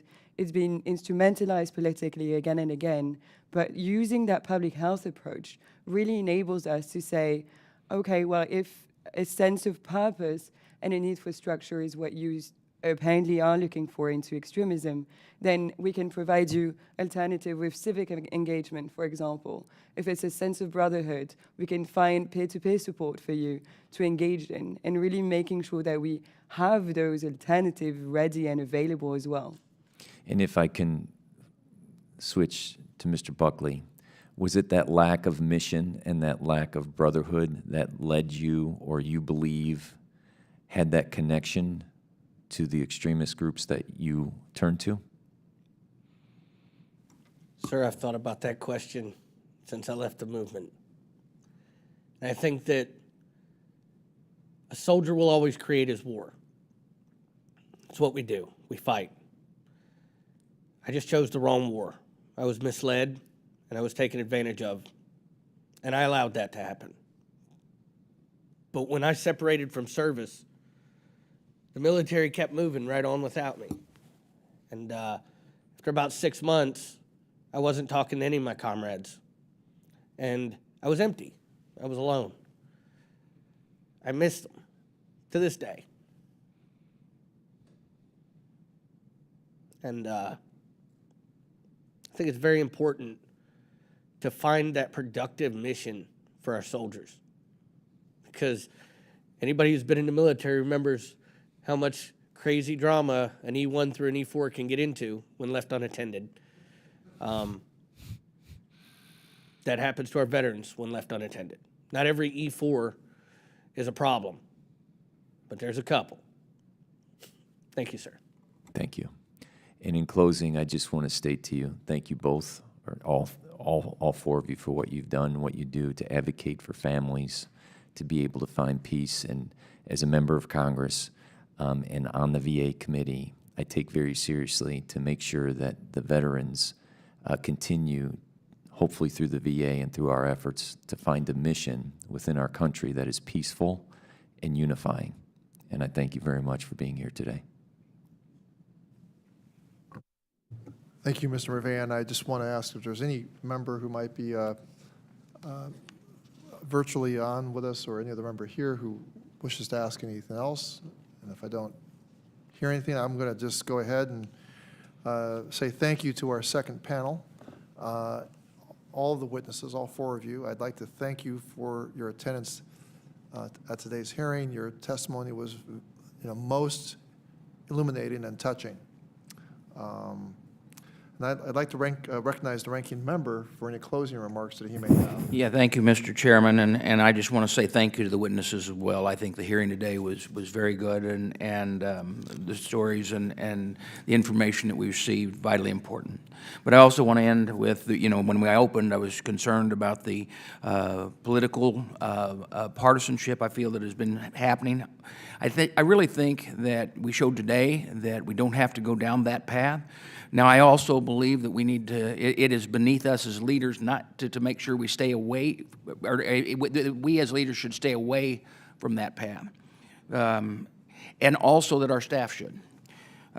We need to work together. We need to make sure, because our veterans deserve it. So let's start, if we can, anew, working together in that way and solving problems. I do want to bring up the fact that Congress, some of the issues we talked about today, Congresswoman Mace and I have a bill, H.R. 2326, the Veterans Cyber Risk Awareness Act. Our bill would help get at some of the information we needed about this risk the veterans face online from fraud, disinformation, and violent extremism. And it would require the VA to help equip veterans with information they need to stay safe. The bill is widely supported by VSOs and has already had a legislative hearing. It is the only bill that I'm aware of that would take actionable steps to address that number of veterans that we see who are vulnerable to the violent extremism. So there's a full committee markup next week. I'm very, very serious that I hope that we'll put the Veteran Cyber Risk Awareness Act on that markup, and that we'll pass it on to the House floor. And Mr. Chairman, I hope you'll support us with that. And with that, I yield back. Well, thank you, Ranking Member Bost. And let me just say I want to thank all of our panelists. And I think, Mr. Buckley, your presence here and your open-heartedness and your testimony brought out some of the better angels of our nature on this committee. I think you've opened up more space for us to work with one another. I think there were suspicions that this was going to be a partisan exercise, and I think having gotten through this, you and all the witnesses today have shined a light on a hopeful path. Yours is a hopeful story. You went in as a true warrior on behalf of America to fight our enemies. And you've, I think, now found a mission for yourself, which is truly bigger than you, and a noble mission, and an honorable mission, and an important mission. I see the biggest danger to America.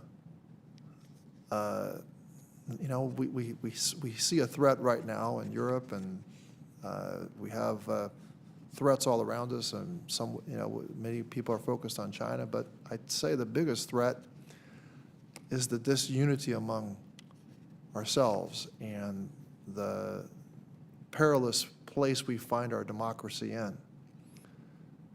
And some of it has been stoked, much of it's been stoked by people outside the country. They've taken advantage of this division. So we can become a stronger America. You've helped us become a stronger America today. And so I with all humility, thank you for being here today. I'm very emotionally moved by, I think we all were. So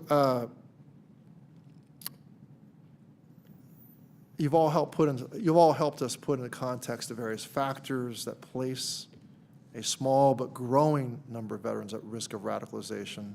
But you've helped us understand radicalization in general. Maybe give us a new way to talk about it, a new language to talk about radicalization, and how individuals, including veterans, are recruited by domestic violent extremist groups or violent. We know that there are applications outside of our domestic arena. By better understanding these factors that facilitate the radicalization process, we can begin to identify possible solutions to mitigate the threat of domestic violent extremism.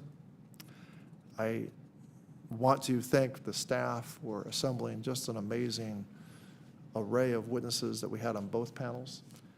I'll say that all members will have 5 legislative days to revise and extend their remarks and include extraneous material. Thank you again for appearing before us today, and this hearing is now adjourned.